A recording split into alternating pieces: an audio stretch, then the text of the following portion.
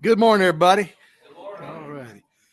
Let's see. Tuesday, July 14th, 2026, Liberty County Commissioners Court regular meeting. Glad to see everybody here today. We got a full house, Matthew. What causes that? Okay, yeah, right. Okay. Call this meeting to order. Let the record show that all the commissioners are here this morning, and we do have business for the court. If y'all would all rise, Ms. Chambers is going to lead us in our pledges, and the sheriff will lead us in an invocation. Please face the American flag. I pledge allegiance to the flag of the United States of America and to the republic for which it stands, one nation, under God, indivisible, with liberty and justice for all. Please face the Texas flag. Honor the Texas flag. I pledge allegiance to thee, Texas, one state, under God, one indivisible. Praise Him, please. Dear Heavenly Father, Lord, we want to thank you for this day. Lord, we thank you for the opportunity that we have to come and witness government, be involved in government here in Liberty County, Lord. I just want to thank you, Lord, for all the blessings that you give us. Thank you, Lord, for all the Liberty County employees, for the department heads, for the elected officials. And Lord, I just ask for the wisdom for everyone to do the things that you would have us do, Lord. Lord, I thank you for the dedication of the commissioners and the judge as they sit on this bench today and go through the agenda. Be with them, Lord. Lord, I pray that we work together, we encourage together, and just like you forgive us and we forgive each other of anything that's wrong between us, Lord. Lord, be with us. Again, forgive us of our sins. In your Son Jesus' name we pray. Amen. Amen. In your honor, if I may, Yes, sir. before we go any further, I was just informed that there's a birthday that we should recognize. Somebody very close to this court, responsible for wrangling things, the chaos of Commissioners Court, and making it presentable and working and functioning.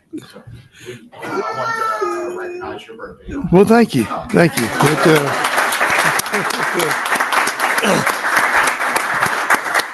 Well, and I'd like to recognize one more relic that's hanging on the wall, our new clock. So, Bruce, thank you for getting that taken care of. Where'd you find that again? Well, it was in Mr. Chambers' office, then it was over there in Ms. Chambers' office. You got it, okay. And I figured, that back on the wall, it used to be right back here. Yeah. Back in the 80s. Right. Well, that's really nice that y'all got it going again. It's always nice to see another antique besides me. But, okay. All righty. But thank y'all again. As the old saying goes, Bill Mathis was an old rice farmer and irrigation specialist for Dayton Canal Company. He used to always tell me, he said, son, if I'd known I was going to live this long, I'd taken a lot better care of myself. I have to admit, he had a good point there. Okay. Let's move on to notices and proclamations. Coach Slack, I know you're here. There you are. Okay. And did it once again. Okay. All righty. Let me get down here and visit with you.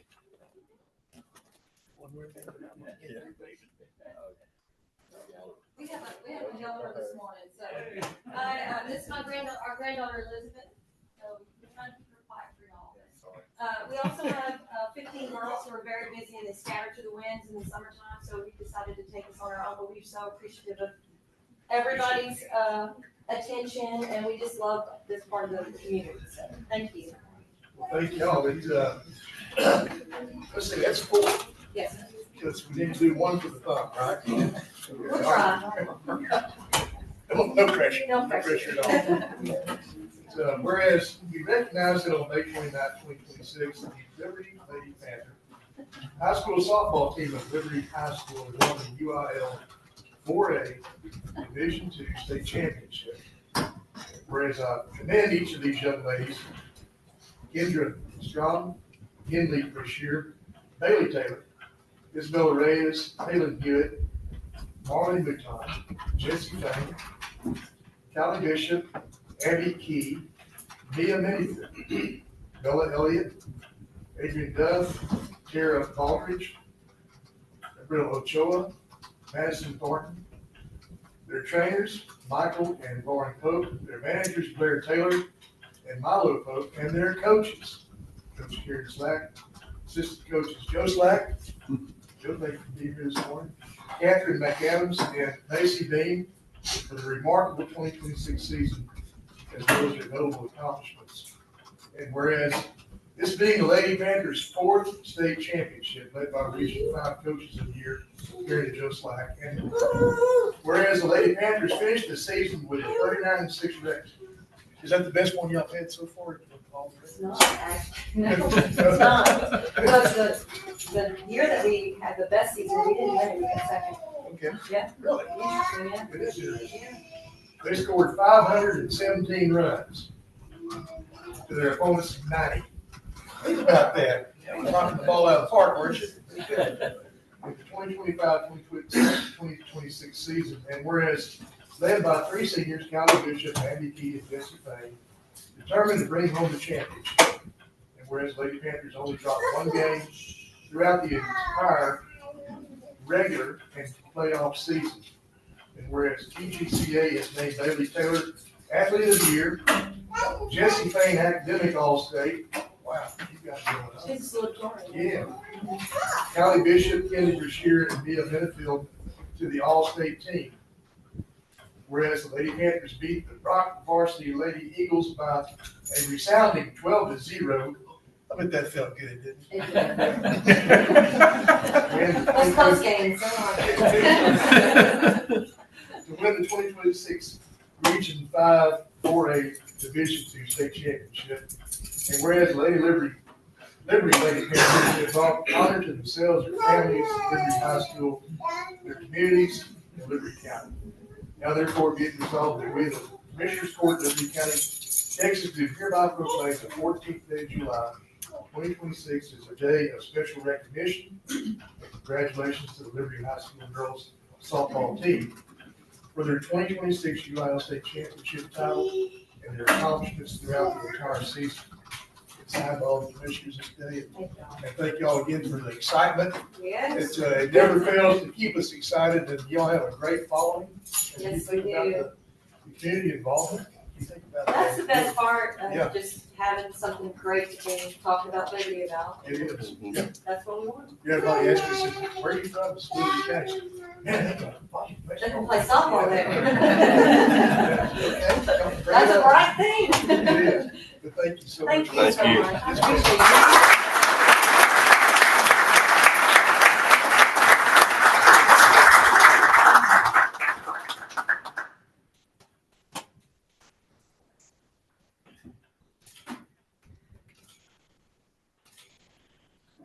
Ready? Thank y'all. Yes, ma'am. Thank Y'all you. take care of Coach, business. thank you.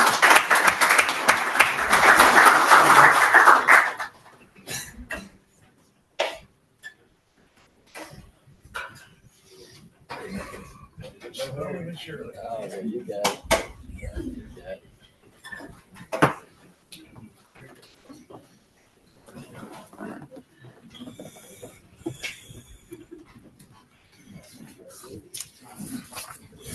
You know, you think about that accomplishment, and you think about the young ladies that get to carry that the rest of their lives. And it's the camaraderie and the friendships they've made, and that will be one common denominator between them that forever they have a championship team to think about, some of them multiple times. So that is excitement in Liberty County, y'all. Okay. Moving right along, public comment. We have a few folks signed up to visit with us this morning. And Okay, before we do that, can I make one general public comment? please do. Elected officials and people running for office, your campaign finance reports are due Wednesday. Wednesday's the deadline. So get them into the office if you haven't done it already. Thank you. Chamber, Uh-huh. you know that the recording is. What recording stopped? Oh. What happened? Oh, Video goodness.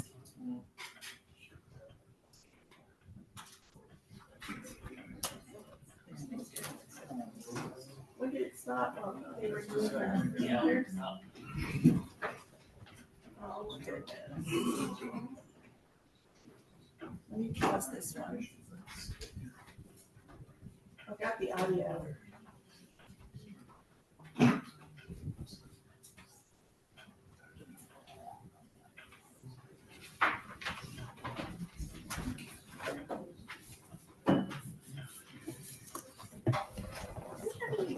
the electricity go up?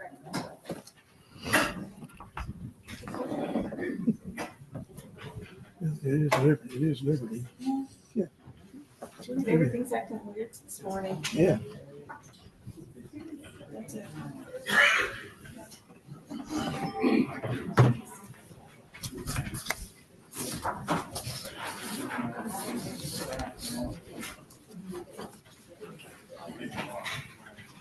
How many do you have? Yeah. How many do you have? 4. Four?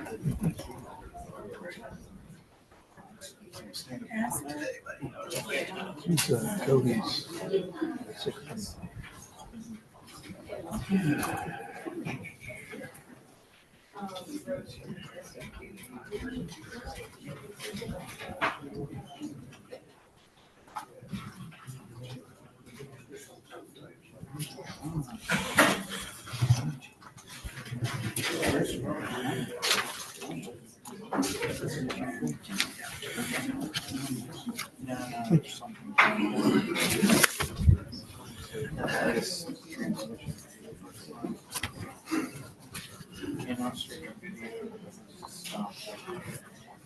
Try to restart the Zoom session real quick.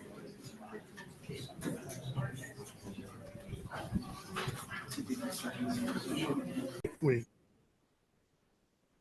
recording, Your Honor. All righty.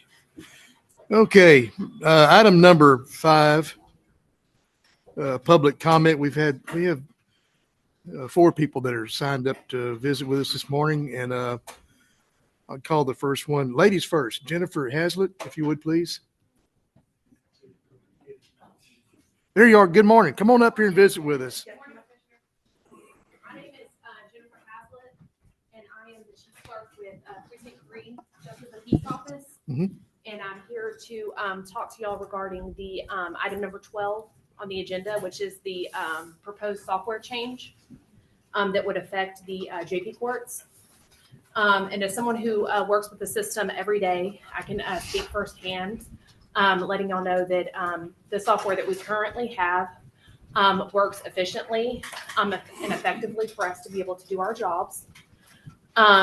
This issue was brought up several years ago, and it was researched thoroughly, and it was concluded that the software that we currently have best serves our courts. Our current software was developed specifically for JP courts, and it supports the full scope of our work. It streamlines state reporting, Omni and NRVC processing. It provides dockets for every case type that we handle, and it gives us the reporting tools that we rely on. It also provides responsive customer support from the people who understand justice courts. Changing software will not improve our operations and would instead require significant time, expense, and training while reducing the specialized functionality that we're used to. This court has already considered this issue and wisely recognized that the Justice of the Peace courts are in the best position to determine the software that allows us to perform our duties. We are asking respectfully that decision be upheld today because the operational needs of the justice courts should be determined by the people who serve them daily. Thank you so much for your time. Thank you. Appreciate you coming to see us.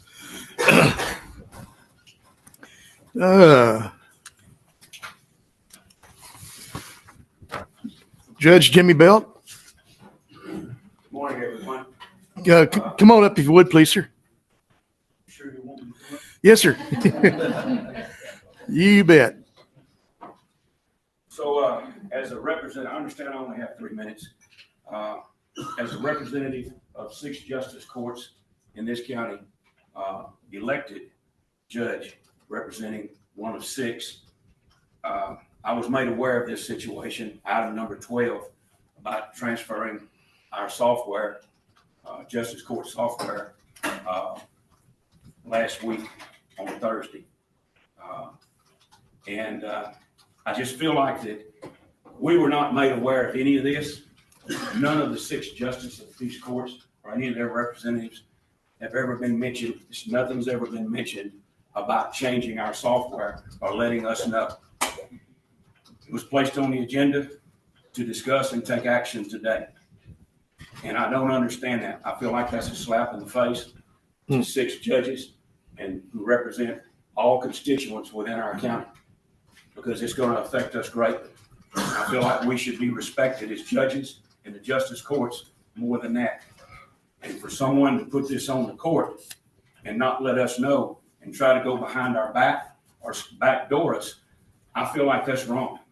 Because if you want to change something that we do and you're not happy with the way we operate, then maybe you should come to us and say, let's have a workshop, or let's have a meeting, or let's have a discussion, or at least pick up the phone and let us know and involve us. Don't just put something on the agenda and try to slide it by us and think we're going to sit idle and not have any type of response, because that's not the right way to be transparent. And for us, our courts, or the entire community that we serve. So I'm going to let that be the end of what I have to say, because I can go on and on, but I'm going to stop it at that. I would respectfully request and ask that the court not take action on this today and let us do exactly what we're doing with a system that we have presently until there's such time that some of us who would like to look at this new software with Tyler have the opportunity to do so. But the way this has been brought before the court, we weren't even going to have that opportunity. And that's not right. And that should be changed. And it should start with the people on the court. I'm done. Thank you. Thank you. All right. Judge Cody Parrish. Judge, I believe my clerk said everything I need to say. Yes, sir. Okay. I'm good. You're good. All right. Judge Larry Wilburn.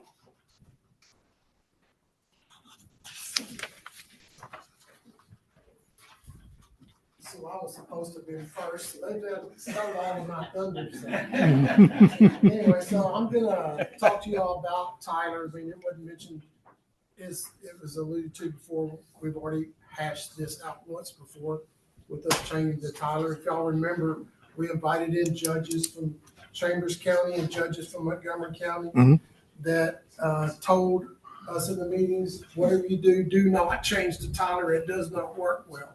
That they will nickel and dime you to death. In fact, over in Montgomery County, after they signed up, they said, oh, if you want this to work, it's going to be another $6 million. So I called yesterday down to Chambers County to the judge's office down there and asked, well, how's it going for y'all down there?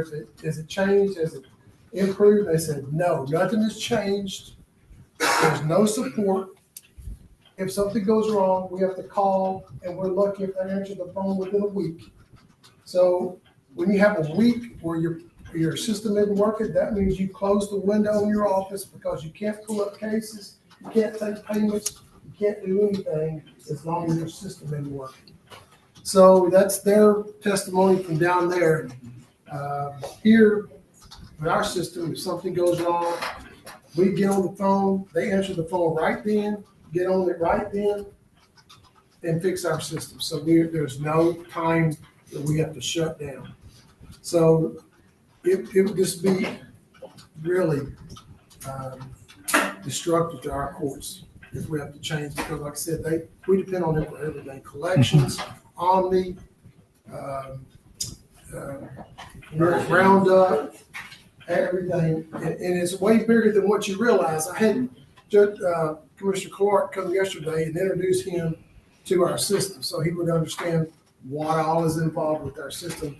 He had no idea how complicated and integrated it was into all of our courts. So it would be a long time. In fact, in Chambers County, they said when they introduced Tyler, it took them, their courts were closed down for almost a year trying to get the technology to work. So that meant that they didn't have, some of them didn't have court for 1 year. How much money you're going to lose in a year's time. So that's testimony from there. So I just thought that was important to be brought up so y'all could understand. That was Mr. Clark coming yesterday. And I just respectfully ask that y'all lay our system alone, let us operate the way we've been operating and the way that we want to operate. There's no issues with us. No one has contacted us So please just leave us alone. If it ain't broke, if it's not broke, don't fix it. Okay. Thank y'all for being here today. Okay. Okay, that takes care of the public comment. Moving right along to declaring conflicts of interest. I believe number 16 on the regular agenda. Commissioner, that's you. Okay. And you'll be abstaining from that vote. Okay. Moving down to item 7, the consent agenda. I'm sorry. Judge, Yes, sir. on item number 6, payroll changes, Yes, sir. Constable Precinct 2. Oh, Constable Precinct 2, we need to table that right now. I think I talked to Matthew, and we're gonna need to do another notification for elected salaries. Yep. Can we get away from you? Commissioner, which one are you going to stay on? 16. Which two was that? Constable Precinct 2, approve advance certificate pay for John Tucker for $250 a month. Since it changes his pay and electeds can only be changed that one time a year after notice, we're going to have to adjust the notice. The court should be aware that this will it will put us a little closer to the deadline on summoning a salary grievance committee if we need one. I'm thinking that the constable won't object since this is I don't think salary so. increase, Yeah. but I just want Okay. the court to be aware of that. So we're removing the John Tucker one? We're going to say table or take no action. Either way, it doesn't matter. It's consent agenda, right? Yeah. It's consent agenda, yeah. Right, so we don't want to table the whole consent agenda. No. We just want to remove the John Tucker. That's correct. When y'all approve the elected official salary. It'll be codified, Yeah, I guess you could say. but we do need to send new notice. Yeah. Okay, is that the only one, the John Tucker one? Is there That's another it. Yeah. one? I'm caught back up. You ready? I'm Okay. caught up. Nothing, Kim? We got you? Okay. Nothing today. All right. Okay, I'm All right. Move that we approve the consent agenda with the exception of. Got what? Yeah, we still have one more on Oh, the I'm sorry. presentation of the audited fiscal year ending 2025 financial statements, single audit report. If we could go through that, and I will ask y'all we have a motion to accept on that particular item. Okay, come on up here and visit with us. Well, it's wet outside, isn't it? It is. All the way down there. Now, let Ms. Chambers know who you are. My name is Cody Nichols. I am both the auditor and the representative for Liberty County, here to present the financial audit. Just a second name on there. Tell it to me again. Cody. Nichols. Cody. And you're with who? Attila Brown and Hill. P-A-T-I-L-L-O. You got it written down? All right.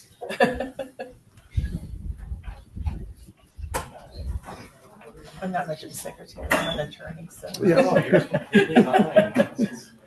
I'm used to telling people what to write, I'm not good at it.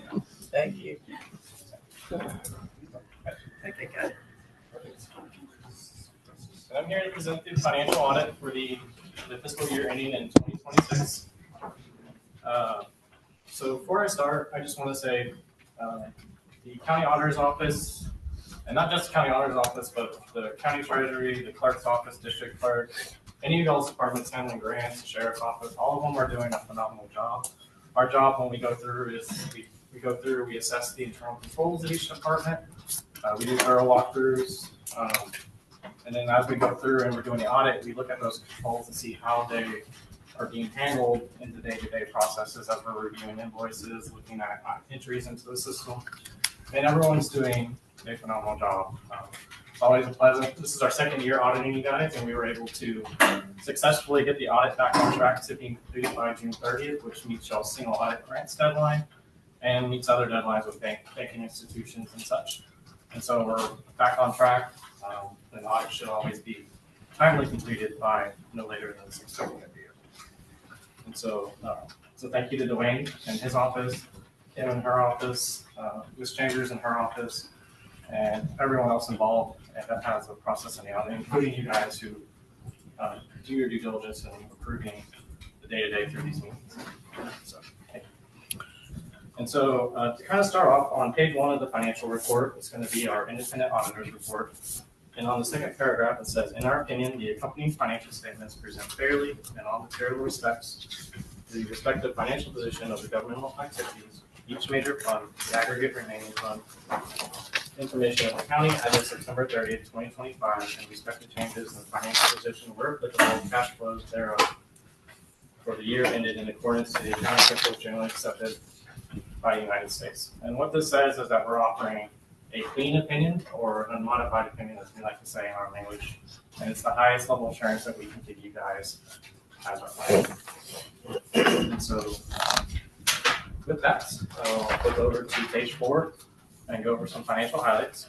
The county's total assets and deferred outflows of resources exceeded its liabilities and deferred inflows of resources at the close of the fiscal year by $20.4 million in net position. This compares to $10.5 million at the end of fiscal year 24. So your net position increased quite a bit. The increase in this net position is mostly generated due to the county's growth and tax revenues. And you'll have some grant revenues for the fiscal year as well that helps contribute to that. For the revenues for 2025, there's total revenues of $102,545,300 compared to the $83,956,944 in 2024. The increase of $18 million was attributed to the growth in population, again, in property taxes, which had a total increase of $7.2 million. While sales tax went up $276,000, but that was steadily increased as more businesses get attracted to the region. And those intergovernmental revenues, which is increased by $13.7 million, and that's mostly attributed to grant revenue. During the fiscal year, y'all's expenses went up quite a bit. Y'all's total expenses was $92.9 million, which is an increase of 13.4 from the previous year, and that's mostly attributed to grant spending. And when your grant revenues increase, unfortunately, your expenditures will also increase. The grants that contributed the most to the increase was the American Rescue Plan of $8.7 million, the Community Development Block Grants of $7.2 million, and the Senate Bill 22 Rural Law Enforcement Grant of $1 million. And then the general fund had a reported fund balance of $25.6 million at the end of the fiscal year, which is a $683,000 increase from the 2024 fund balance. Additionally, the Road and Bridge reported a fund balance of $4.1 million, which is an increase of 1.3 from the prior year, which is a significant increase. At the end of the fiscal year, the unassigned fund balance in the general fund was $18 million, which is approximately a 28% of the total general fund expenditures in 2020.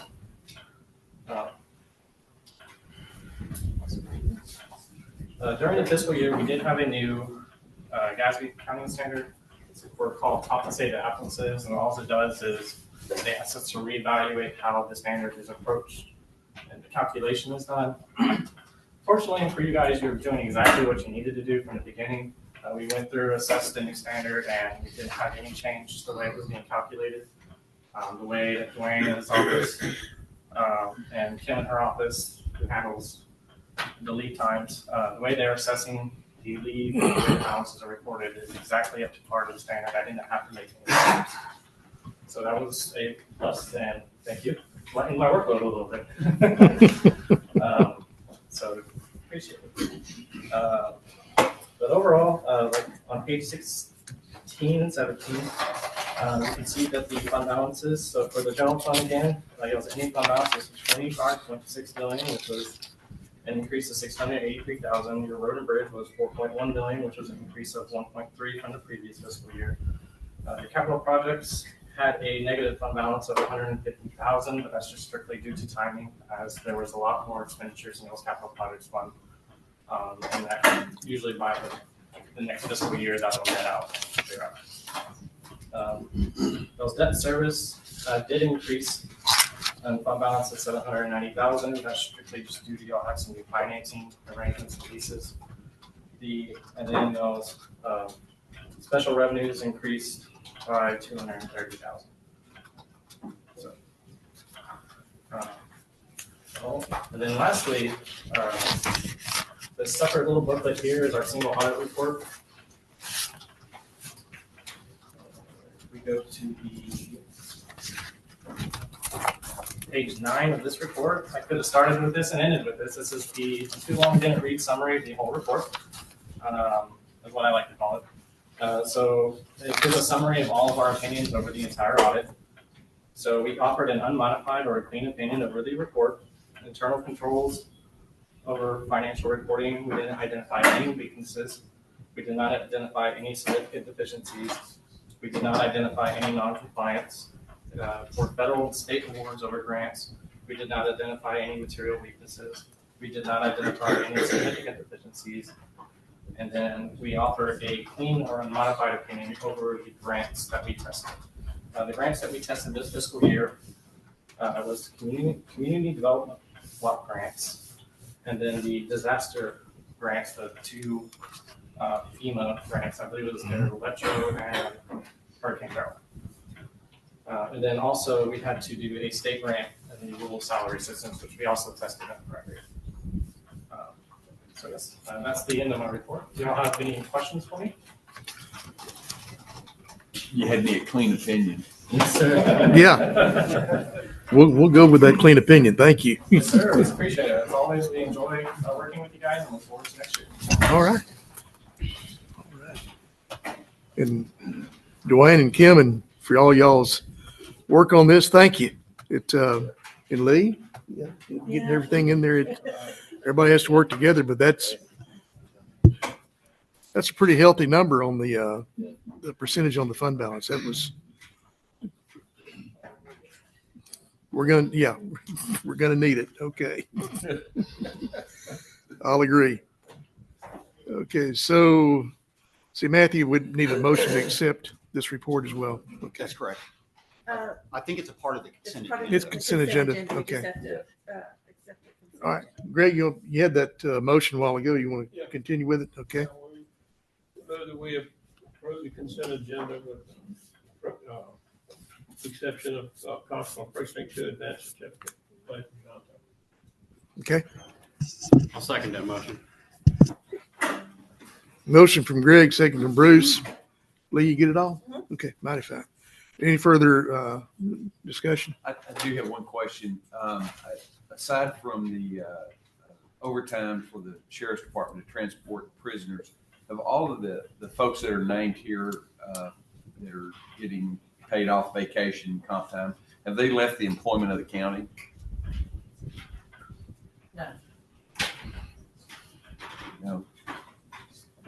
And Mr. Thomas Haslett, that payoff requested by Commissioner Arthur's office is a pay down of his comp time balance.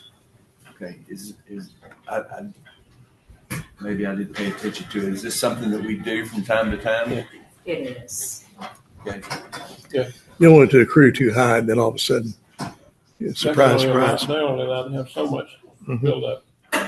They can have 240 hours under federal law. Okay.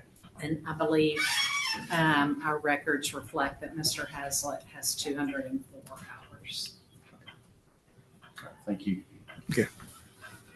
All right, you got a motion and a second with discussion. Is there any further discussion?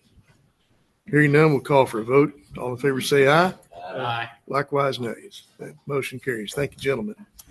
Moving on to item number 8, public hearing. Public hearing of Liberty County, Texas to consider the advisability of the creation of a public improvement district, or PID. Y'all are going to hear a lot of acronyms out there, okay? You got PIDs and TERS and MMDs and MUDs and all the above, but this PID is a new one, not totally new. There's a public improvement district for Sterling Traditions Development Company, LLC, a Texas limited liability company, and Sterling Traditions Land, a Texas limited partnership, to make certain improvements over certain property located within the county.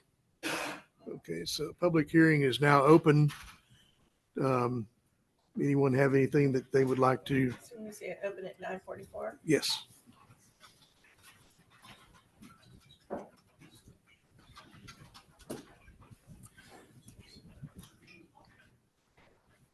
We'll give it a. Just, we have several agenda items related to Sterling Traditions PID. This is just the public hearing portion where the public can come and, speak in opposition or in agreement with it. So far, nobody. Okay. Well, Lee, we'll give it about a minute and we'll close the public hearing portion.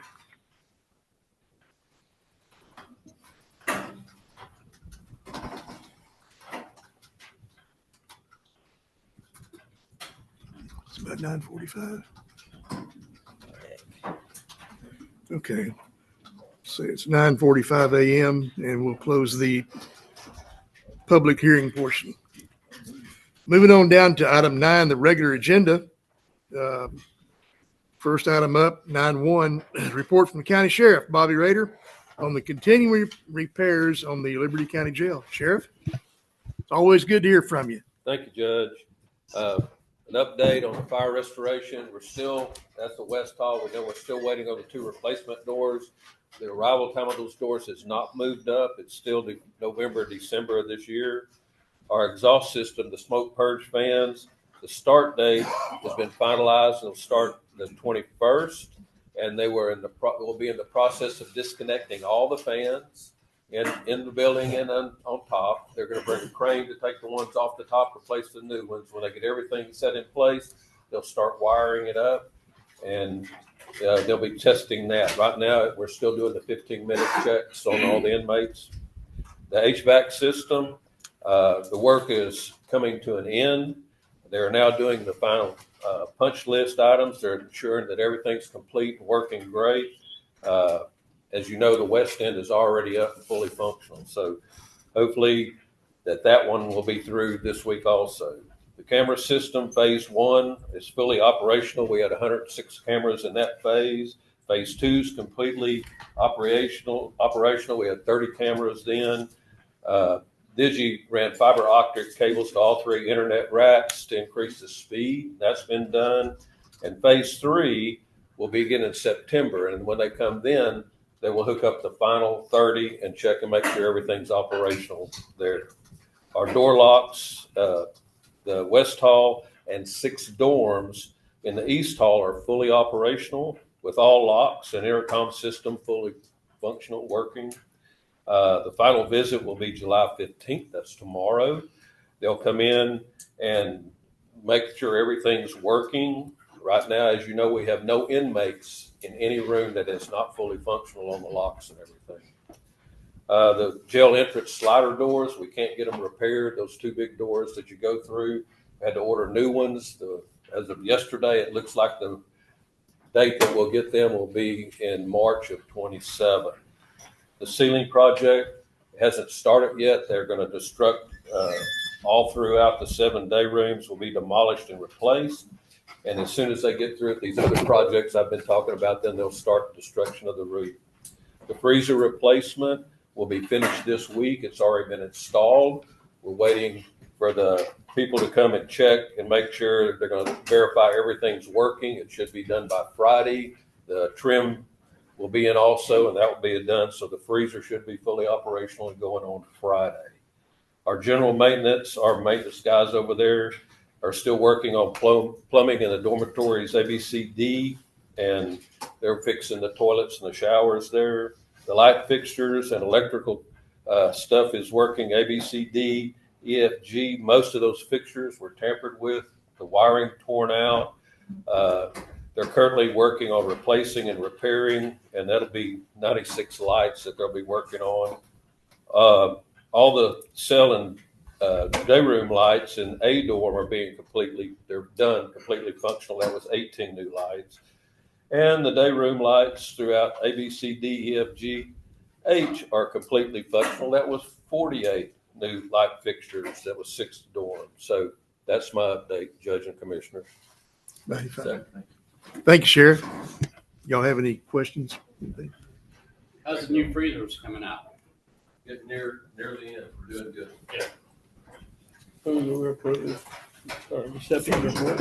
Motion to accept from Greg, Second. second from Bruce. Any further discussion? Hearing none, call for vote. All in favor, say aye. Aye. Likewise, nays. And that motion does carry. Thank you, gentlemen. Moving on to item number 292, consider and approve the reappointment of Patty Atkins and Carl Williamson to the Tri-County Behavioral Health Care Board of Trustees for a term of 2 years. Patty Atkins was appointed to the board in February 2010 and elected to serve as the board chair in January 2016. Brother Carl Williamson was appointed to the board in January 2023, and they have accepted to be reappointed, and they do a swell job, y'all. And I would ask that you consider that. Make a motion to approve. Motion from Bruce, second from David. Any further discussion? Hearing none, call for vote. All in favor, say aye. Aye. Likewise, nays. Motion carries. Thank you, gentlemen. And thank you, Ms. Atkins and Brother Carl, for agreeing to serve another round. We sure appreciate you. Item number 3 from Nick Dennis over in the IT department. Consider and approve platinum copier for the purchasing department to be added to the county master contract for $547.39 4 times a year. What a deal. Yeah, excellent. So this is just to get one of the newer copiers on our master contract for our purchasing. Yes, sir. Make a motion to approve. Motion from Bruce, second from Greg to approve. Any further discussion? Hearing none, call for vote. All in favor, say aye. Likewise, nay. Thank you. Motion carries. Thank you, gentlemen. Item number 94 from Commissioner Clark. Consider and approve interlocal agreement between Liberty County Precinct 4 and the city of Dayton. Provide safe and well-maintained public roadways, including city streets, for the benefit of its citizens at a reduced expense by avoiding costly duplication of manpower, equipment, and other resources. Just a standard interlocal agreement. The date changed. It's an annual renewal. Make a motion to approve. Motion from Bruce, second from David. Any further discussion? Hearing none, call for vote. All in favor, say aye. Aye. Likewise, nays. Motion carries. Thank you, gentlemen. Item number 95 from Ms. Harris over in the Treasurer's Office. Consider and approve the 2027 plan assessment. The elected rate of 17.52% and the group term life rate of 0.26% for a total of 17.78%. Kim, you want to maybe kind of give us in layman terms here a little bit? Sure, happy to. So every year, TCBRS requests that the Corps review our plan, and they give us the required rate every year that they need so that the plan can be healthy and fund all of the payments that need to go out to the retirees. And for these plan assessments are on a calendar year basis. They don't coincide with our fiscal year end, but they're on a calendar year. So this rate would begin on January 1st, 2027.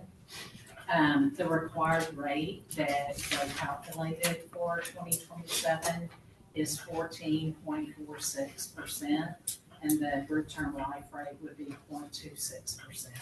But for the past quite a few years, the court has decided to do the higher elected rate because we were at 17.52% Right. once upon a time, and the rate decreased. And that year, the court decided to go ahead and stay with the 17.52% moving forward. And you all have elected to do that every year since then. I believe that Dwayne has that currently budgeted for our 2027 fiscal year. And what that serves to do is it increases our, what they call funded ratio. with TCDRS. So in a very simple terms, the funded ratio means that if everyone stopped working and had no additional benefits, how much of the promised assets could we pay out to our retirees if everybody stopped today? And that number is currently 85.7%. And if the court continues to pay the higher elected rate, over time, that number will continue to go up, and your funded rate, the ability to pay everything you promised, will go up.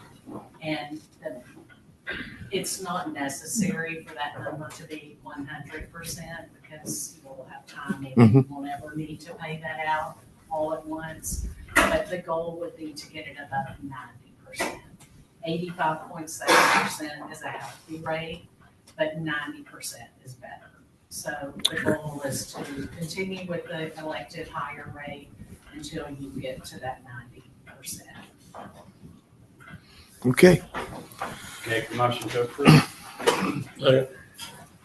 Motion from Bruce, a second from Greg to approve after that great explanation of what all we're doing right there. But this is every year though that we look at this. But yeah. Okay. It is every year, yes. Okay. So And also at this time, the court could elect to do a cost of living adjustment for the retirees. We did one in 2024 and again in 2025, so I'm not recommending that we do that given the budget constraints that yes, I ma'am. understand that we have this year. So no additional COLA for retirees. Yeah. Well, the budget constraints are becoming more evident every day. Yeah. Okay.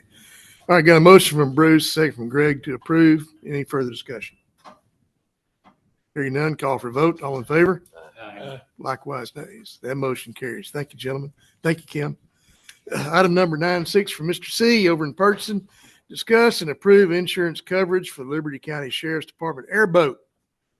Coverage is from 7/13/26 to 7/13/27, and the premium is $10,974. Boy, that's the same as it was last year. Yep.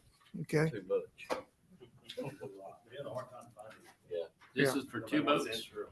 We have two boats. Yeah, it's got both of them on. No increase from last year, right? Right. Let's say the court. I'll make a motion to approve. Motion from Gerald, second from Greg. Any further discussion? Hearing none, call for vote. All in favor, say aye. Aye. Likewise, nays. The motion carries. Thank you, gentlemen. Let's see, Harold, 9.7 is discuss and approve a lease for a new mail machine at the Dayton Annex with Pitney Bowes for $170.70 a month. The old one just wore out, huh?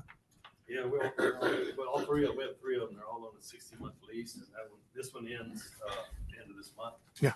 It's like $26 a month increase. Okay. For a new machine. Make a motion to approve. Motion from David, Second. second from Bruce. Any further discussion? Hearing none, call for vote. All in favor, say aye. Likewise, nays. Motion carries. Thank you, sir. Number 9.8 from Mr. C. Consider and approve the purchase of duty gear in the amount of $31,910.59 from Sentinel Supply through Omnia contract number 1219 for law enforcement, including the Sheriff's Office, District Attorney, Constable Precinct 2, Constable Precinct 3, Constable Precinct 4, Constable Precinct 5, and Constable Precinct 6. Harold? This is part of the required equipment that you'll have to buy for law enforcement. Hopefully it's toward the end of it. This is, I think these are all duty belts. Okay.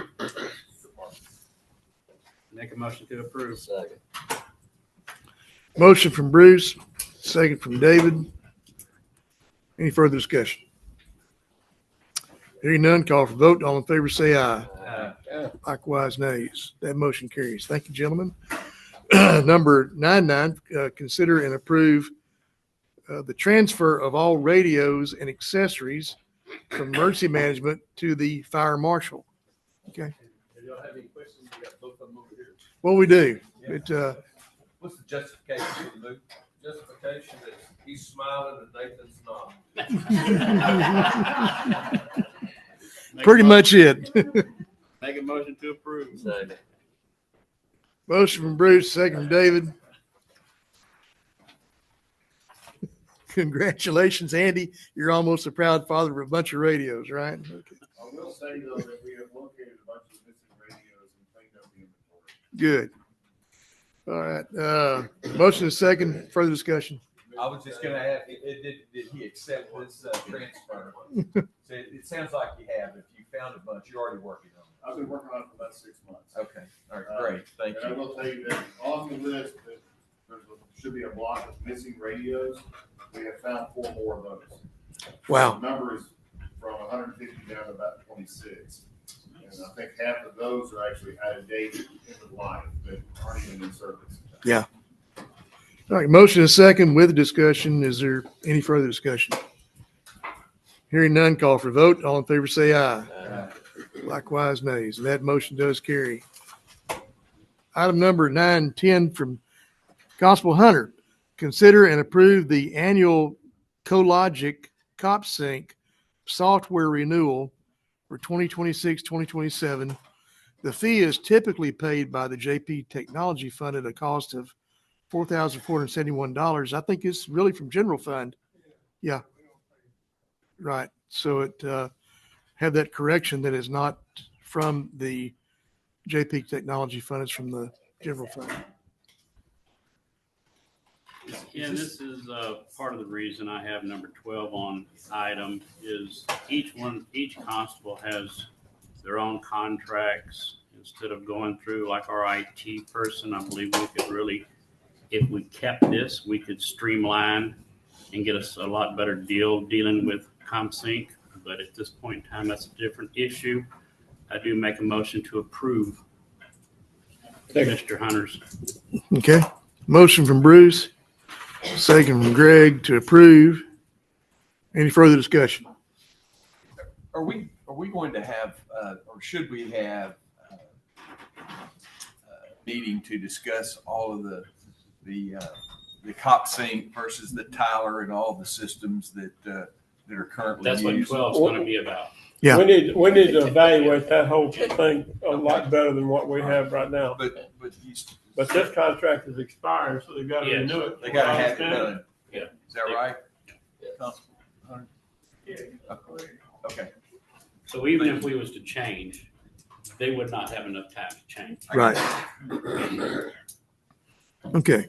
Motion is second with discussion. Any further discussion? Hearing none, call for vote. All in favor, say aye. Aye. Likewise, nays. That motion does pass. Thank you, sir. Item number 911 from Ms. Harris.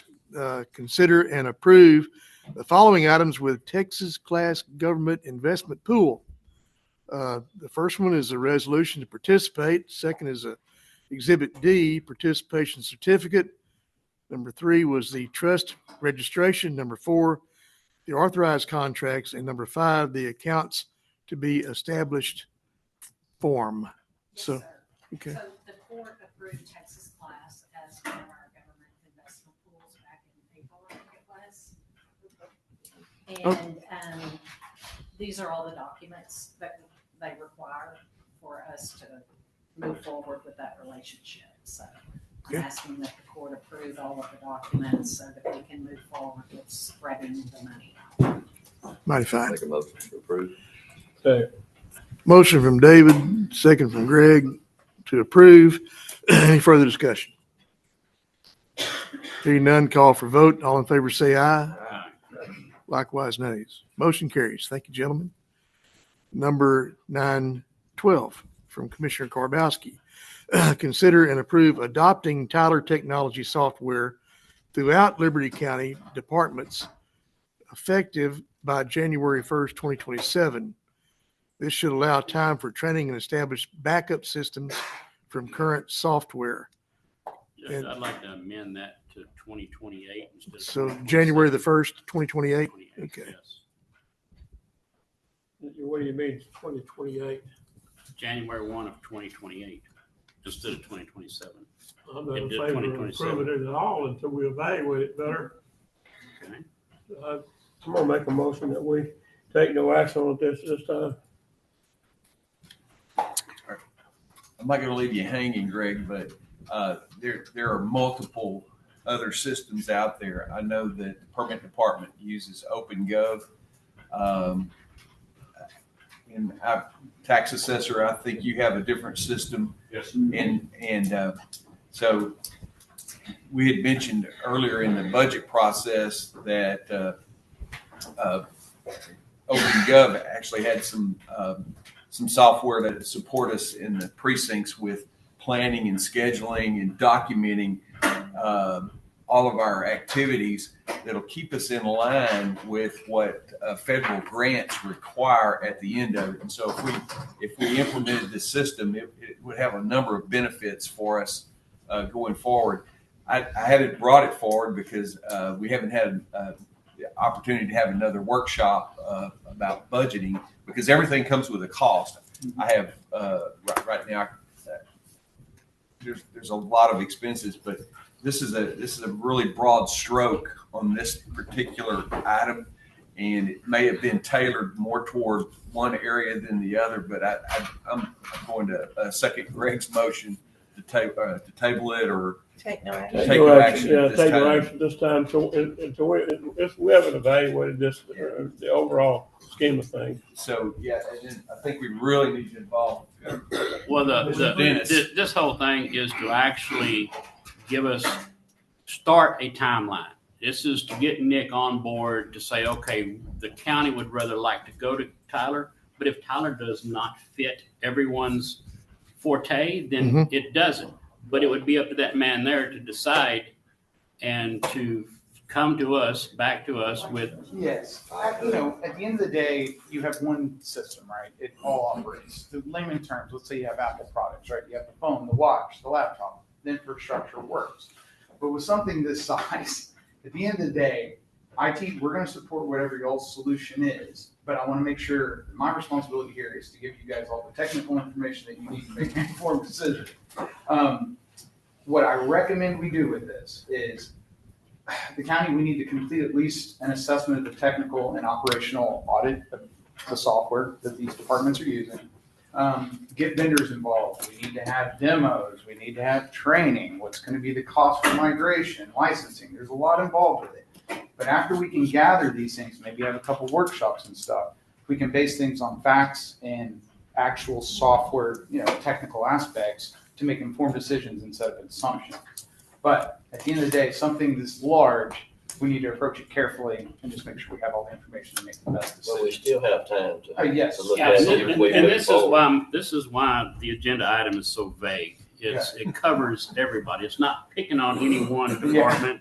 It's basically saying the county, since we're already spending millions of dollars a year on Tyler Technology, is to adopt a Tyler Technology software throughout the county. If it, and I should have put, if it will Because there are work. But departments- if we don't start somewhere in doing this, this will die right here today. Right. We've got to start. We'll start today on evaluating it. But we don't approve it I'll today second without evaluating it. I'll second Bruce's motion. Well, no, you No, haven't voted on the first motion. We had the I thought first- we did. No, not yet. Sorry. Okay, we have a motion from Greg, and second from Gerald to take no action on this item with plenty of discussion, and really, we should have discussion, and I hope that we will. And I agree with him.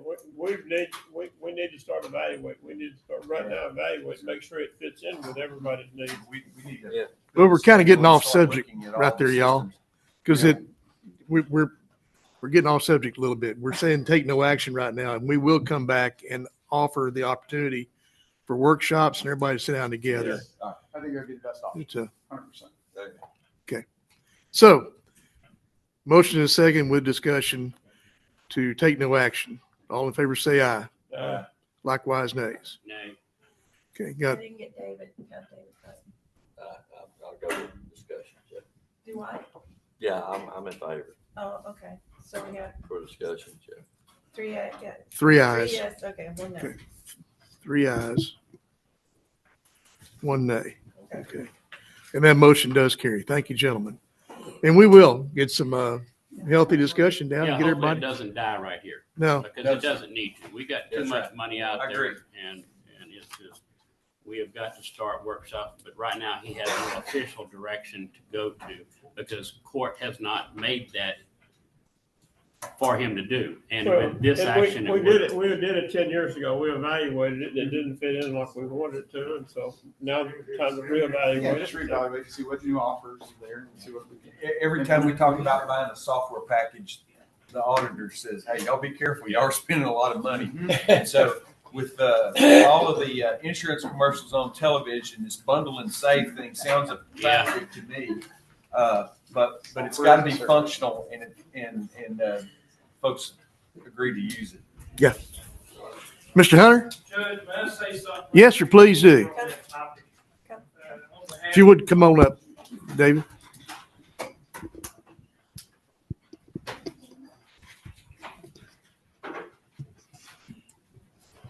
While we're on the topic of the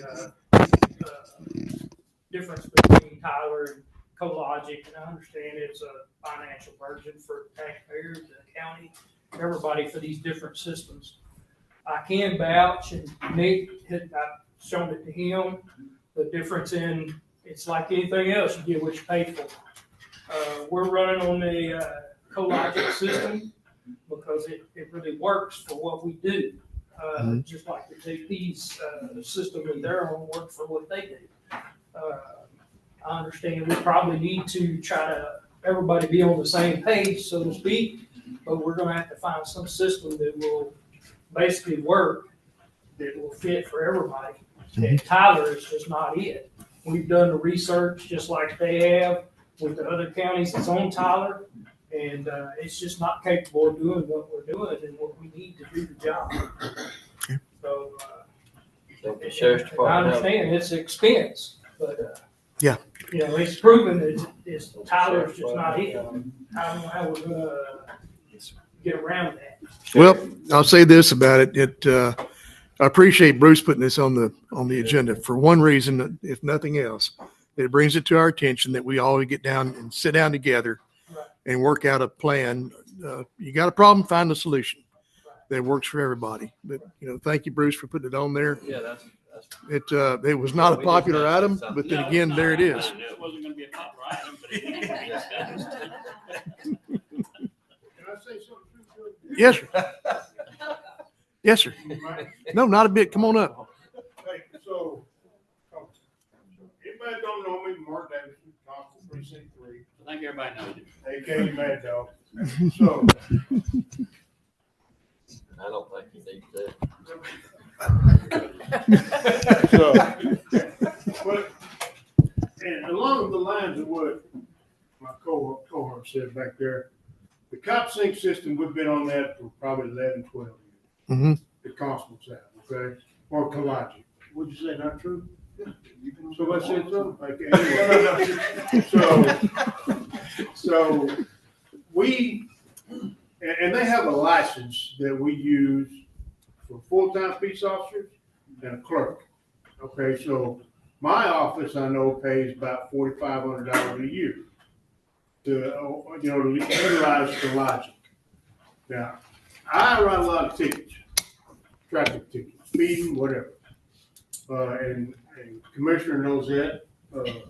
Everybody knows that. And grateful. Yeah, so we my office brings a lot of money in as far as the tickets go through the JP office. Okay, because they're paid over there. So I generate enough money to pay for my CoLogic system. And also, if we have a problem with CoLogic, we can call them and they answer right then and they remote in and they fix it. Now, I understand Tyler, what Chief Clerk was saying was that they got to generate the ticket and it takes a week, maybe, for Tyler to get back with them. And that's not good for us if we have to do that, because if the system goes down, we can't do nothing. Mhm. So I'm 100% against going to town. Okay. I just want y'all to know that. Appreciate I know you. my word don't probably mean nothing, but I'm gonna put it out there anyway. Appreciate your honesty, brother. Yes, Thank sir. you. Y'all have a great day. Yes, sir. All right, thank you. All right, thank you. All right.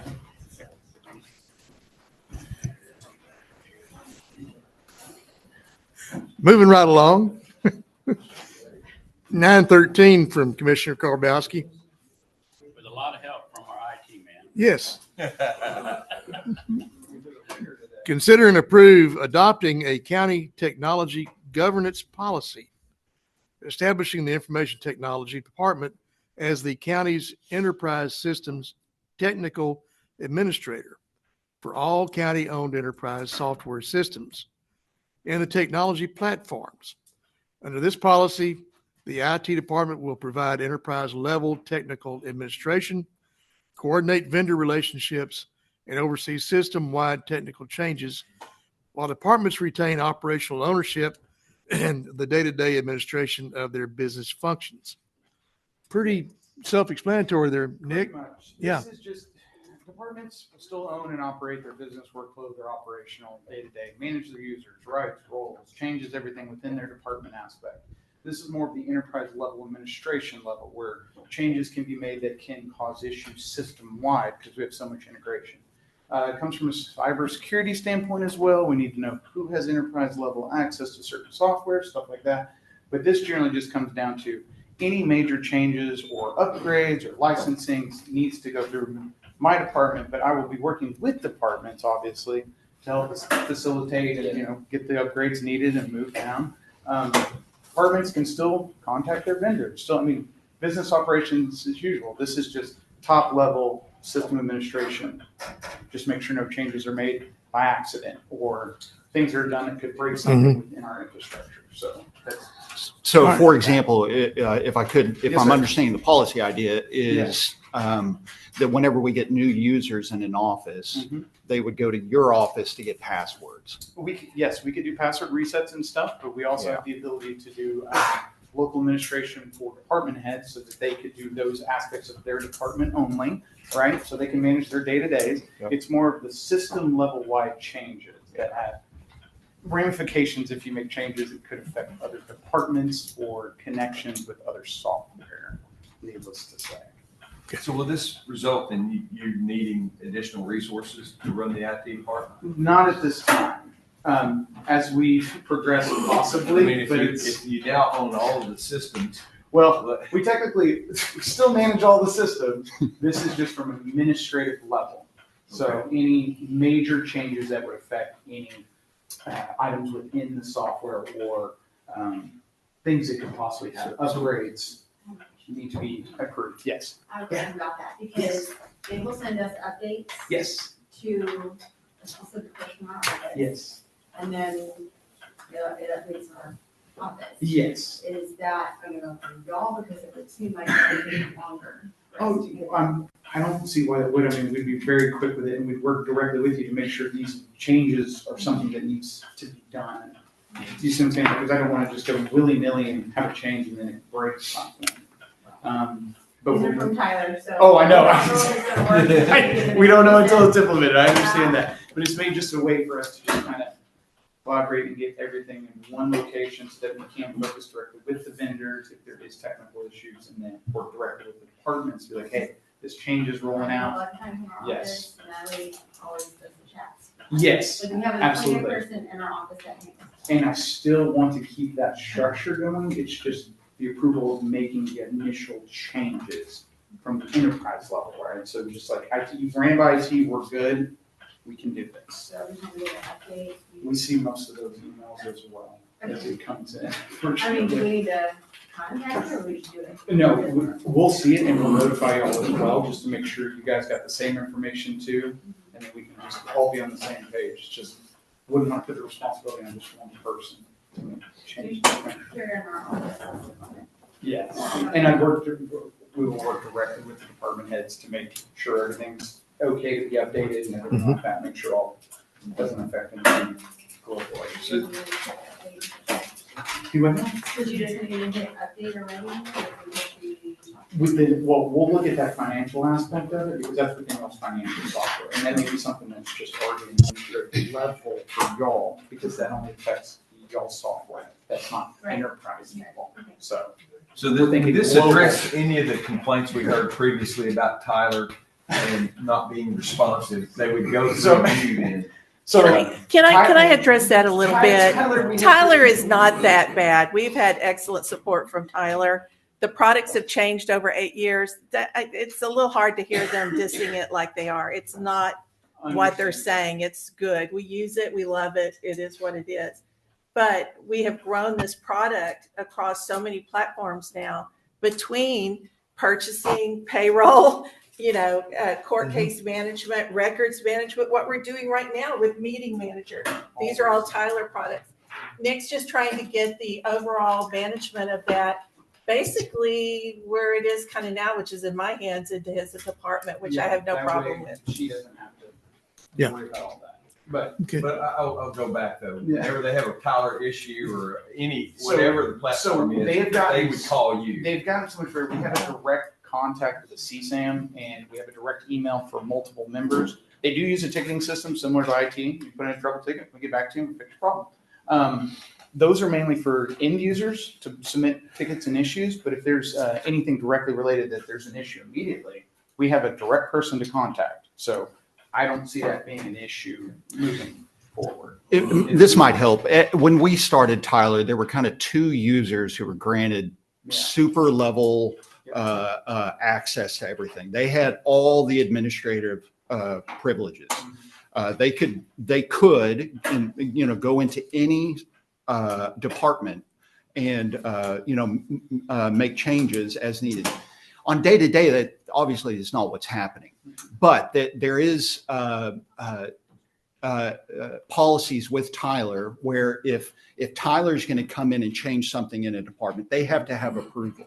And that approval needs to come from one of the 2 users who are leading me. And I am happy to turn that over to IT department who can make good idea. I was on the road yesterday evening, and Nick and I were talking, and he just got off the plane from London, and he said that he dumbed it down enough so that I could understand it. That they're going to change the ownership of the master key to the system. That's and it. So that made perfect sense to me. And yeah. So after today, if this passes, I'll draft a policy. I'll get with Nick on the finer details, and we'll come back for final. So this will be the first step into initiating the draft process for a policy. That's correct. There you go. Yeah. Now that I know that the court's interested, now that Nick and I know, we'll draft and get it back to you. Okay. We'll compliment Commissioner Kabowski on this very well. Absolutely. Make a motion to approve. Whoa. Jinx, who got that one? Second. Who? David? David. Yeah. So Bruce made the motion. No, David made the motion. Dave made the motion. Okay. Bruce made the second. And the second? Bruce. Bruce. Okay. All right. Finally got there. Motion and a second. With plenty of discussion from every direction of the earth, I guarantee. Okay. We'll call for a vote. All in favor say aye. Likewise, nays. That motion does carry. Thank you, gentlemen. Judge, I'd like to commend Mr. Nick doing an outstanding job. He does do a heck of a job. Thank you, sir. Appreciate it. We always try to add in his budget a new pair of tennis shoes every year. So. 'Cause he wears them out. Item number 914 from Commissioner Karbowski. Boy, Bruce, you're just getting shot at in every direction today, aren't you? Consider and approve turning over maintenance of the Liberty County Jail and Sheriff's Office to the Liberty County Sheriff. Sheriff? Yeah, I'm agreeable, but I have a couple of questions. One, what is the start date? And 2, if it's today, do we get the portion of money that he budgeted for the sheriff's office repairs put in a maintenance budget for us? Or do we get, if it starts in October, do we get a maintenance budget? Not, the jail has their own maintenance budget. I'm talking about the budget that you have for the sheriff's office. We don't have a budget for the sheriff's office No. per se. It Per is se. for the whole deal, and it's just for toilet paper, hand towels and stuff like that. There is no, all the repairs and stuff are done under repairs as far as they come out of what account? Would they still be that way? Yeah, if you have an air conditioner go down, it'll be, you gotta get a PO. Same thing is, there is no set budget like the jail is set. Okay, so that's all my question was Yeah. on the repairs. Where do we get the money for the repairs? So it'd be a purchase order through the maintenance? No, It works. It works for maintenance, and when they have an issue, like when we're replacing all these air conditioners out at the sheriff's department, they'll get quotes on them, 3 quotes or however y'all do it, then they'll send an email to me, and then I will email you and forward it to purchasing with an account number to take the money out of. So we use our personnel. I just want to make sure that if something broke, we had some funds to fix it. Should we make this effective October the 1st where we can budget for the maintenance? It'd have to be October 1st. Yeah. October 1. All right. But I mean, We can it's, spell that out in a motion but in the budget for the. All right. I mean, Will this require any additional resources on your part? No, sir. We're gonna use maintenance personnel from the jail to do it. I just was worried about where. And they're actually Okay. keeping the custodian that's already over there. Okay. so that person would need to Will be be moved changed. to their budget. Correct, will be moved to their budget. I need her name. Okay. So I've added, for the fiscal year beginning October 1 to the. Yeah, that'll work. And I'll make a motion to approve that. Motion from Greg. Do I hear a second? Second. Second from David. Okay, further discussion. Hearing none, call for vote. All in favor, say aye. Aye. Likewise, nays. The motion carries. And that will be effective October 1st. Sure. Yes, sir.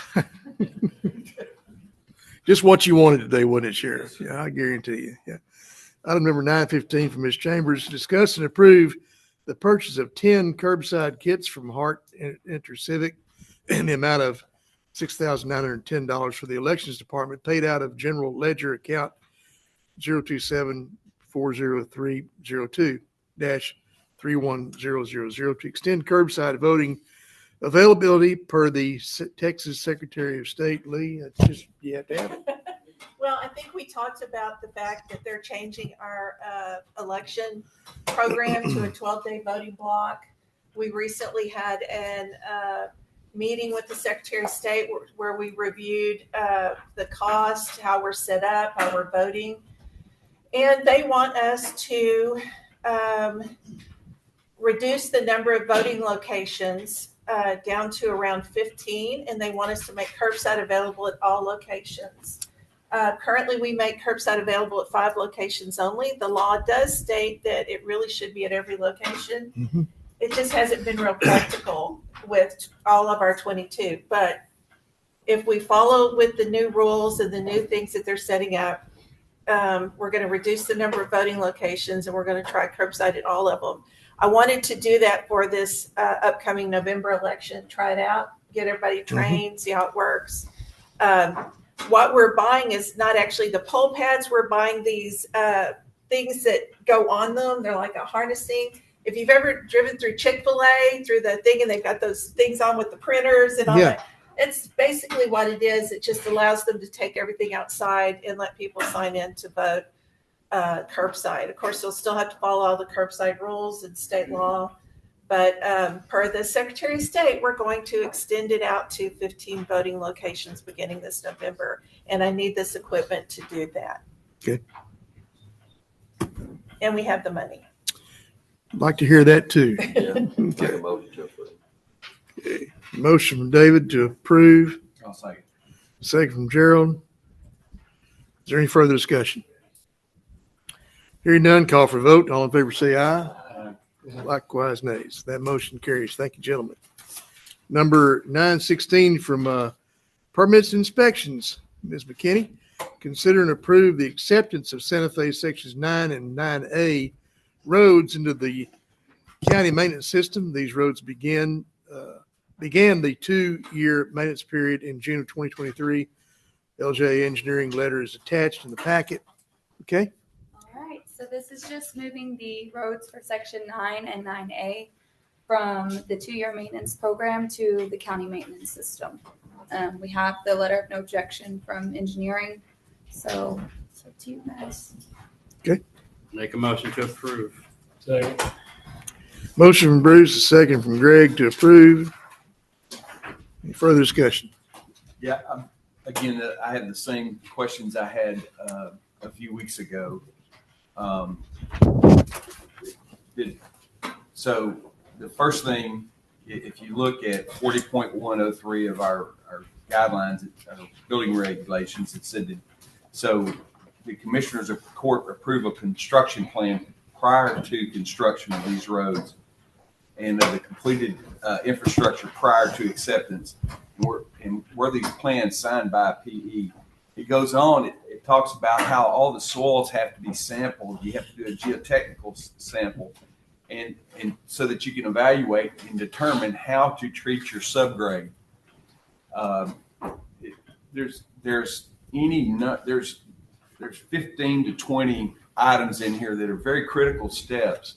And if we don't have that information, how do we know what we're accepting? Mm-hmm. We already know that those roads were cracked and they had to put a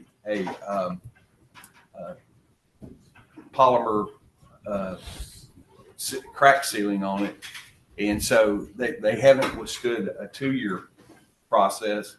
And just kind of an overall assessment of the roads out there since I've been going out to the annex, I'm afraid we're setting ourselves up for a debt down the road that's going to be tremendous due to the volume of the roads.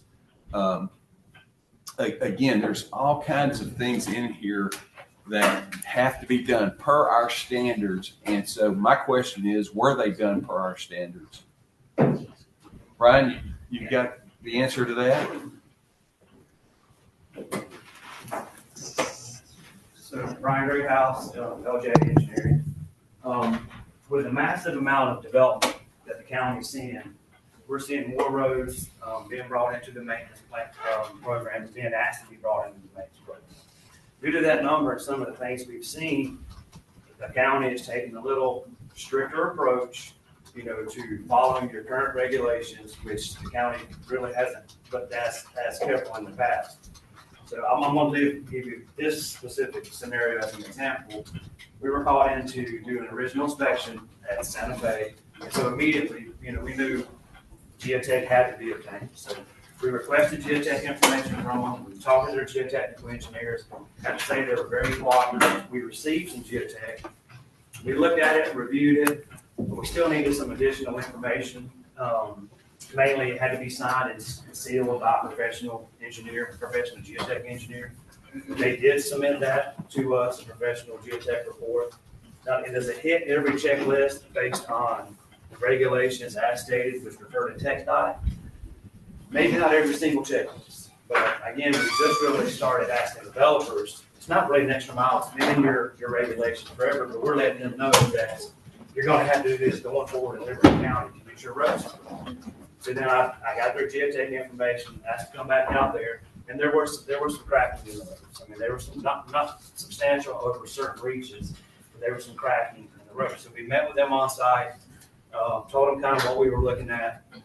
They went and put together an epoxy, and it's a good product. It's a very expensive product. I know that epoxy is expensive per barrel, but it lasts. It has a little flexibility. So they come in there and then they apply the epoxy. We go out and do a re-inspection. We see where the cracks have been filled to a certain degree.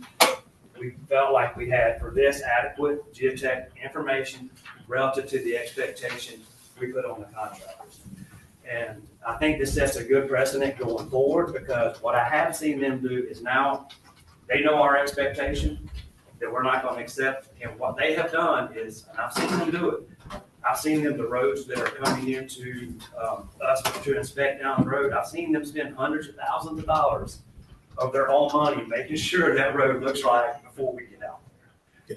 So I think 9A might have been kind of a transition when you have that epoxy, patch. It's maybe not optimal, But I think, I think we set a precedent, and I think these guys understand, kind of what we're asking for now, and what we're asking for going forward. It's not just for them, it's for anybody in the county. We're asking for your geotech first.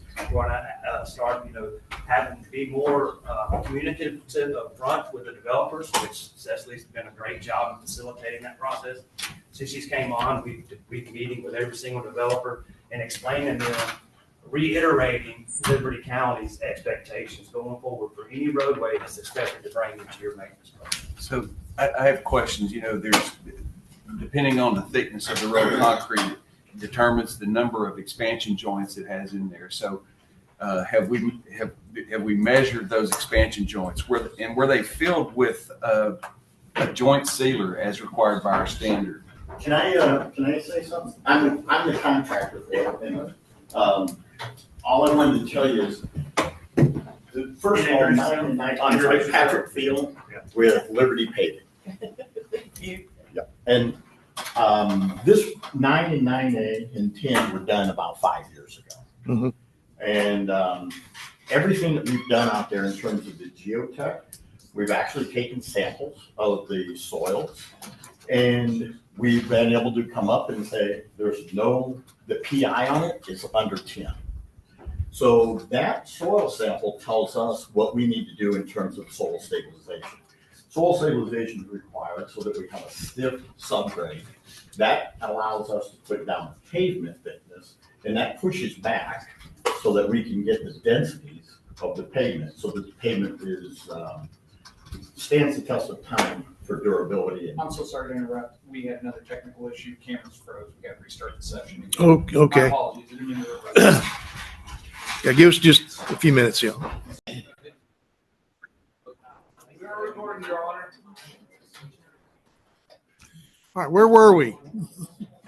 Patrick Theo was addressing the court regarding the roads that are submitted for road maintenance by the county in Santa Fe, sections 9 and 9A. Okay. So first, I just want to go back to the statement made about, are we doing the soil sampling? And this is one example I've got a whole set of these examples for stations all along the road that we put in. And it shows liquid limit, plastic limit, etc. So it is the soil stabilization samples. We take a test. Actually, Terracon does it, third party. We pull that sample, and then we do our soil cement based on the results of that test. And we also use California bearing ratio, and that same thing TxDOT requires. And we make sure that we have a stiffness of the subgrade so that when we put our road bed down, it actually has something, instead of think of it, if there was a mattress, and you're trying to push against that mattress is just going to give.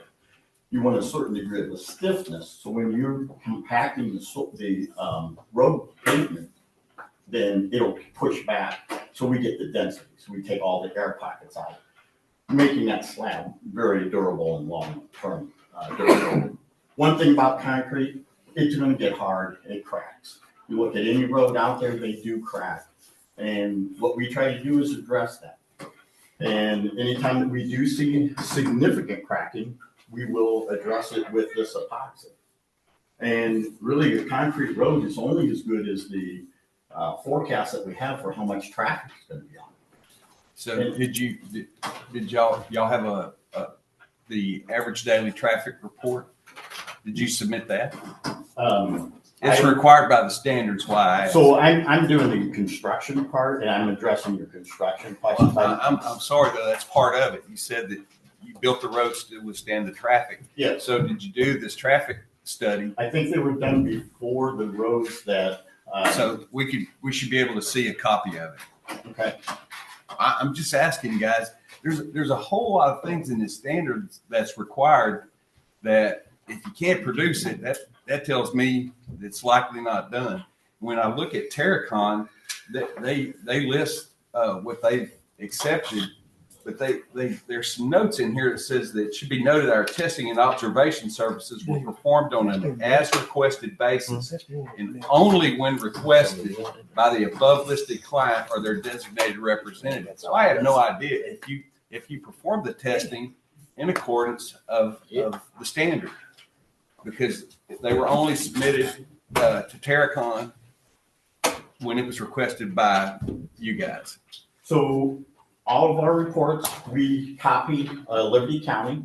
At first it was Douglas, then it was Melinda, and in the future, it's going to be Cecily. And all the reports are in there, and it says station. So a station is X number of feet from this station to the subsequent station. And it will tell you 9, 9A, 10, anything that we've done out there, Terracon's been out there for the entire road. So what they're trying to say, they're being conservative, if you will.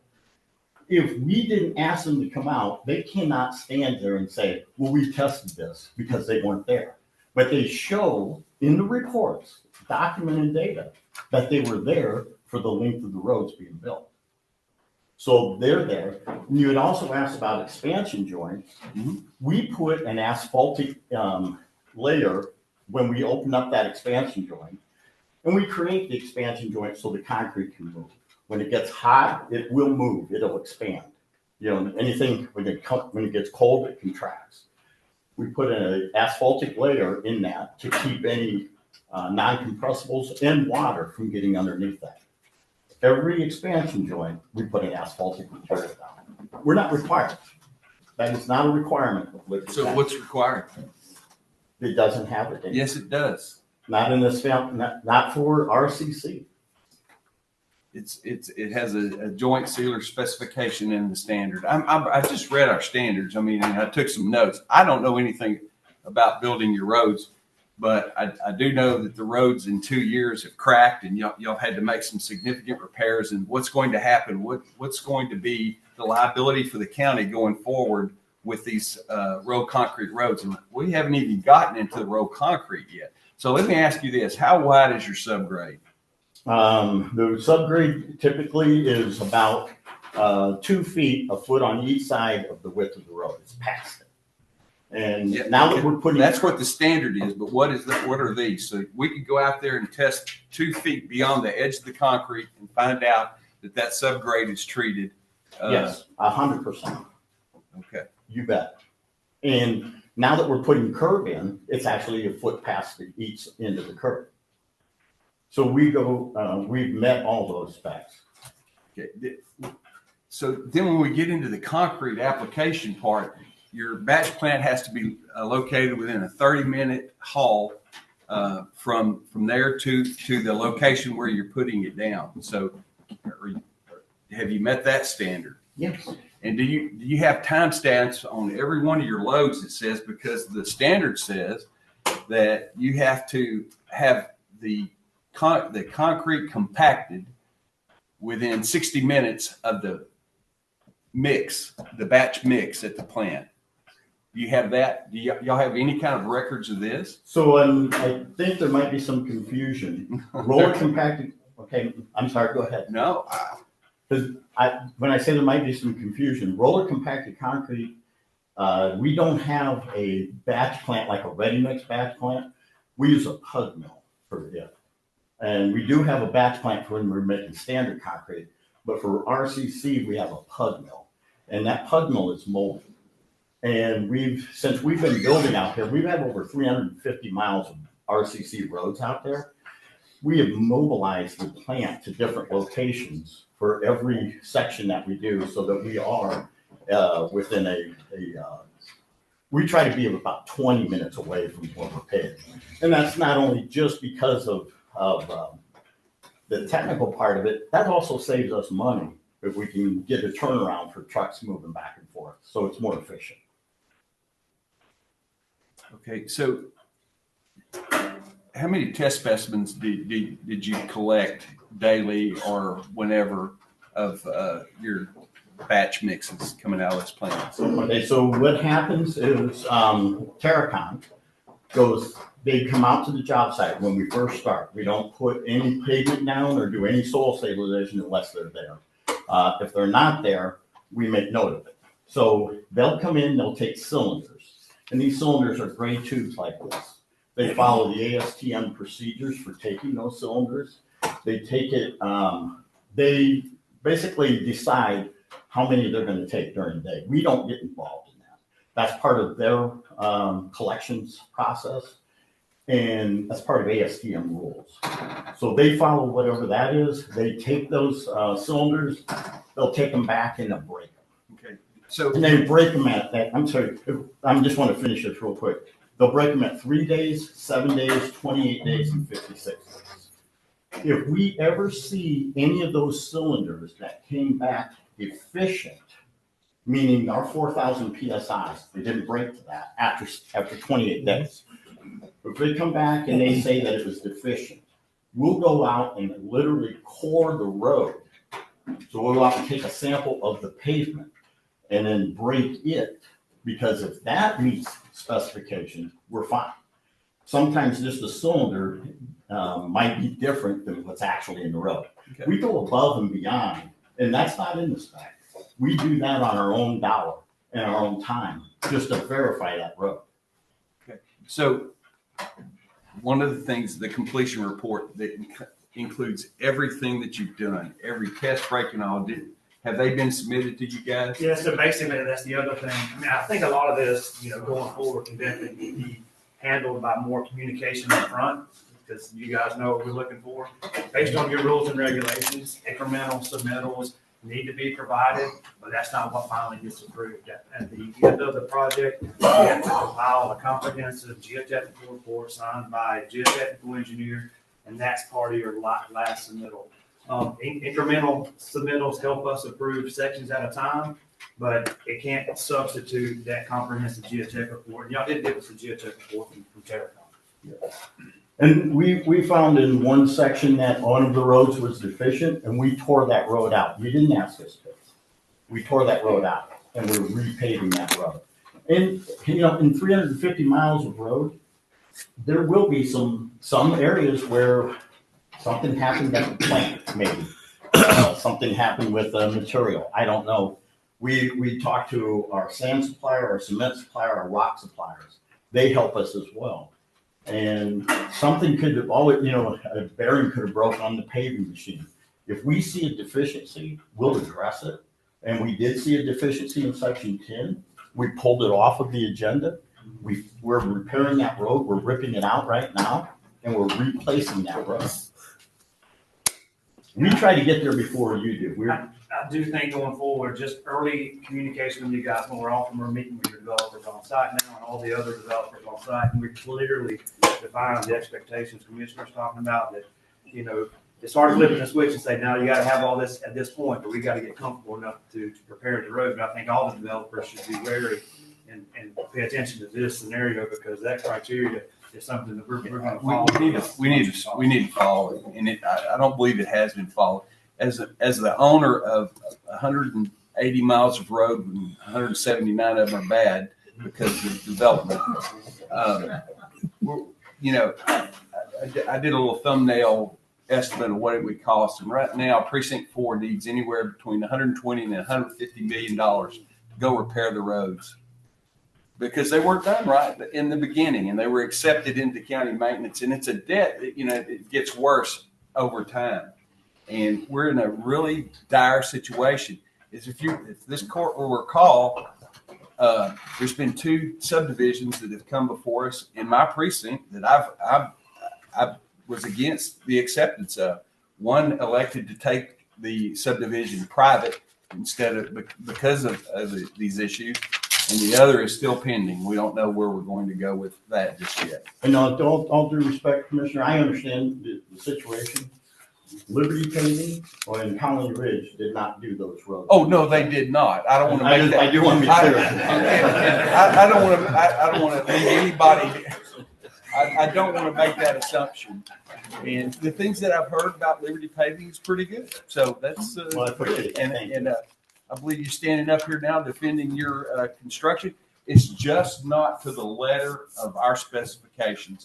And we've got to get there. We've got to tighten up our processes and make sure that we can assure the taxpayers that we're getting the roads that we call for when a developer puts them in. I hear you. I agree with you. I honestly do. Our reputation, it means more to me than anything else. So we do try to follow that, and we will continue to improve. Have we been perfect? No. But every time that we see something, we'll go after it and fix it. Thank you. All righty. Well, with ample discussion, we do have a motion and a second to approve acceptance on this particular item. Motion from Bruce, second from Greg to accept. And is there any further discussion at this time? Hearing none, we'll call for a vote. All in favor, say aye. Okay. Likewise, nays. Nay. Okay. So we got 2 ayes, 1 nay, and 1 abstain. But that does pass. No. Well, I need your vote. Yeah, I think you're gonna have to vote, Jay. Okay. I'll accept. Because it was just 2.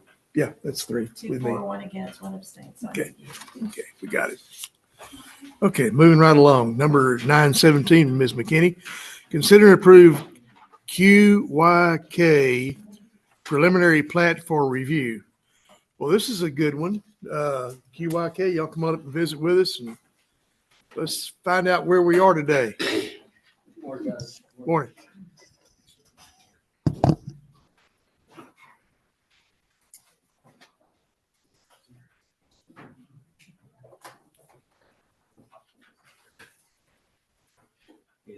Big size. Big size, okay. Thank you. I know you've read it for me before. Would you do it Sure. again? Lord. Thank you.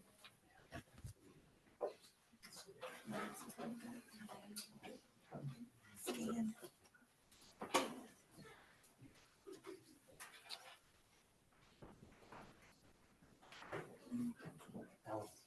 I'm glad y'all got that AC kicked down, or kicked up. My nose is about to chip off. Ooh, here, one's for the court. I need to scan, but you're gonna have to give me something. Yeah.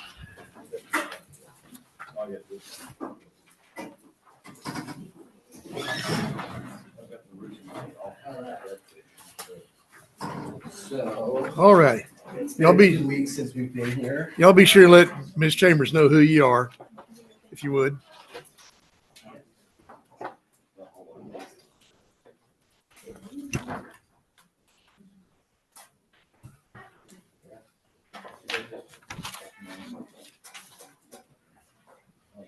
Thank you. There's been a lot of interest in y'all's documentation, to say the least. So. Yeah, there is.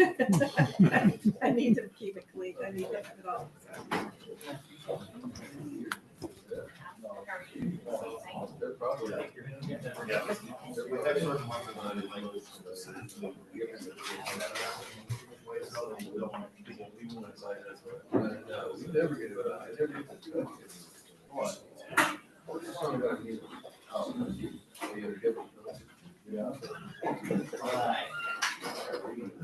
So, thank you so much for having us on the agenda today. As we recall, we are building a large government facility at the corner of 770 and 90. That project is commencing as we speak. Right now, we are in the engineering process, working with Cecily and Brian very closely right now on getting our drainage sorted out. Mr. Matthews, will you identify yourself for the court real quick? Sure. Derek Matthews, QYK Chief Strategy Officer. Alan Wynn, Director of Operations, QYK. Okay. So what I just passed out here is an overall plan of the 700 acres. Right now, we're only talking about the first 55 acres, which is a government contract for Health and Human Services to manufacture a material called MAA. And that material is for the national stockpile and is a very important contract that we have starting December 2026. So as we're building, you guys have been very kind to allow us the flexibility to work very closely with the permit office to get our permits in place and situated. And we really just wanted to go over today and answer any questions about kind of the initial phase of construction. Phase 1, which is now due to be completed around February or March of 27. And right now, we are working to understand the complete drainage scenario because we all know that the corner of 770 and 90 is quite challenging. And so working with LJA right now on creating a plan that actually solves that drainage challenge for the entire county. And so we presented 2 weeks ago, and today it's really a continuation of the same. Is that government facility is super important to get going. The other 640 acres will come back up here and do another presentation in maybe a month or two about the different manufacturing that we plan to bring in here.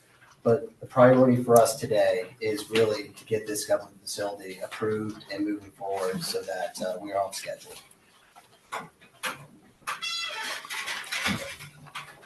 This is just the preliminary. This is just the preliminary, yes. This is just the preliminary plat approval. And then, like Derek was saying, we're working very closely with LJA and their engineering team as well to go ahead and get the drainage issue that is holding us for their final plat approval taken care of.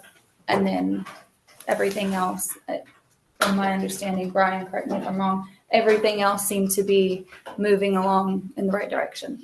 Make a motion to approve. Second.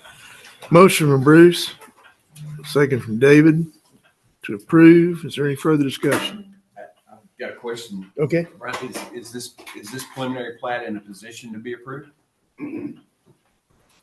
Okay, so there's a couple questions. And again, the first thing I do want to say is, again, communication's been open. These guys have been good to work with so far in terms of responding to our questions and our comments through this review process. So they have been diligent, and we respect that.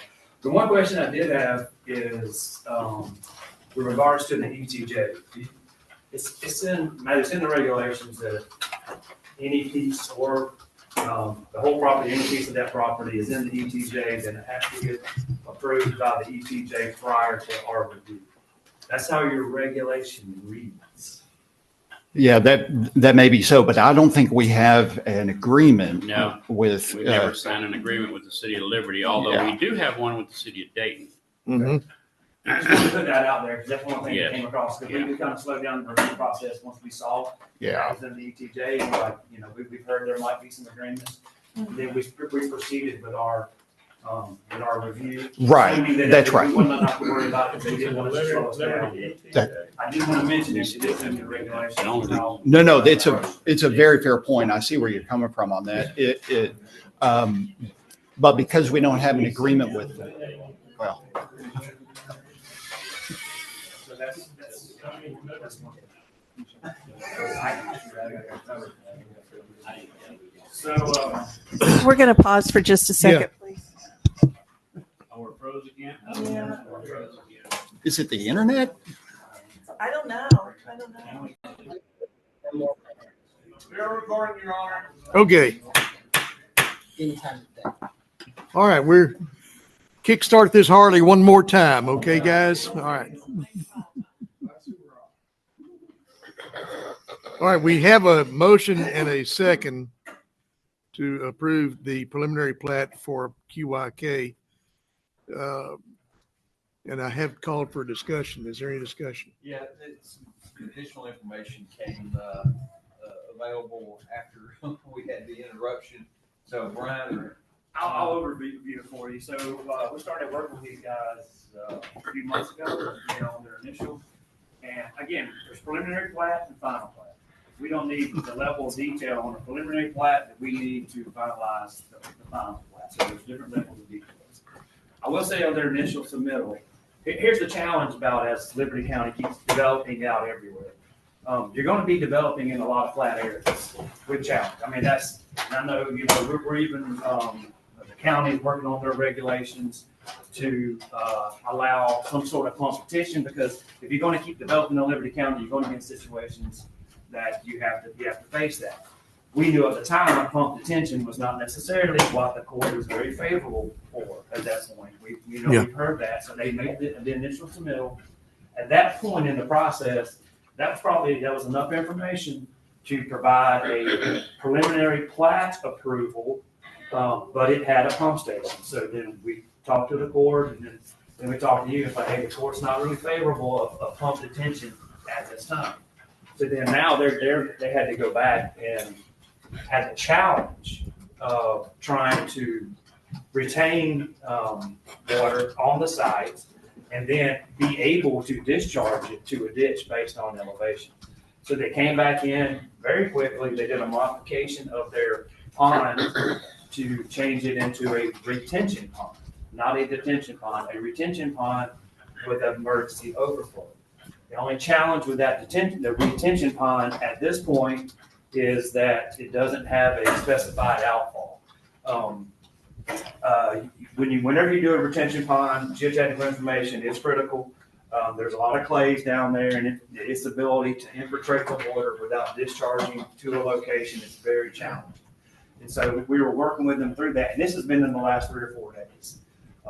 So we were almost wanting this to be information only, just because, one, we wanted to, again, gauge the temperature, because we asked these guys, what's the best design? And they asked us, and we said, pump. I mean, you guys said the same thing. Mm-hmm. So I wanted to feel back out for the court.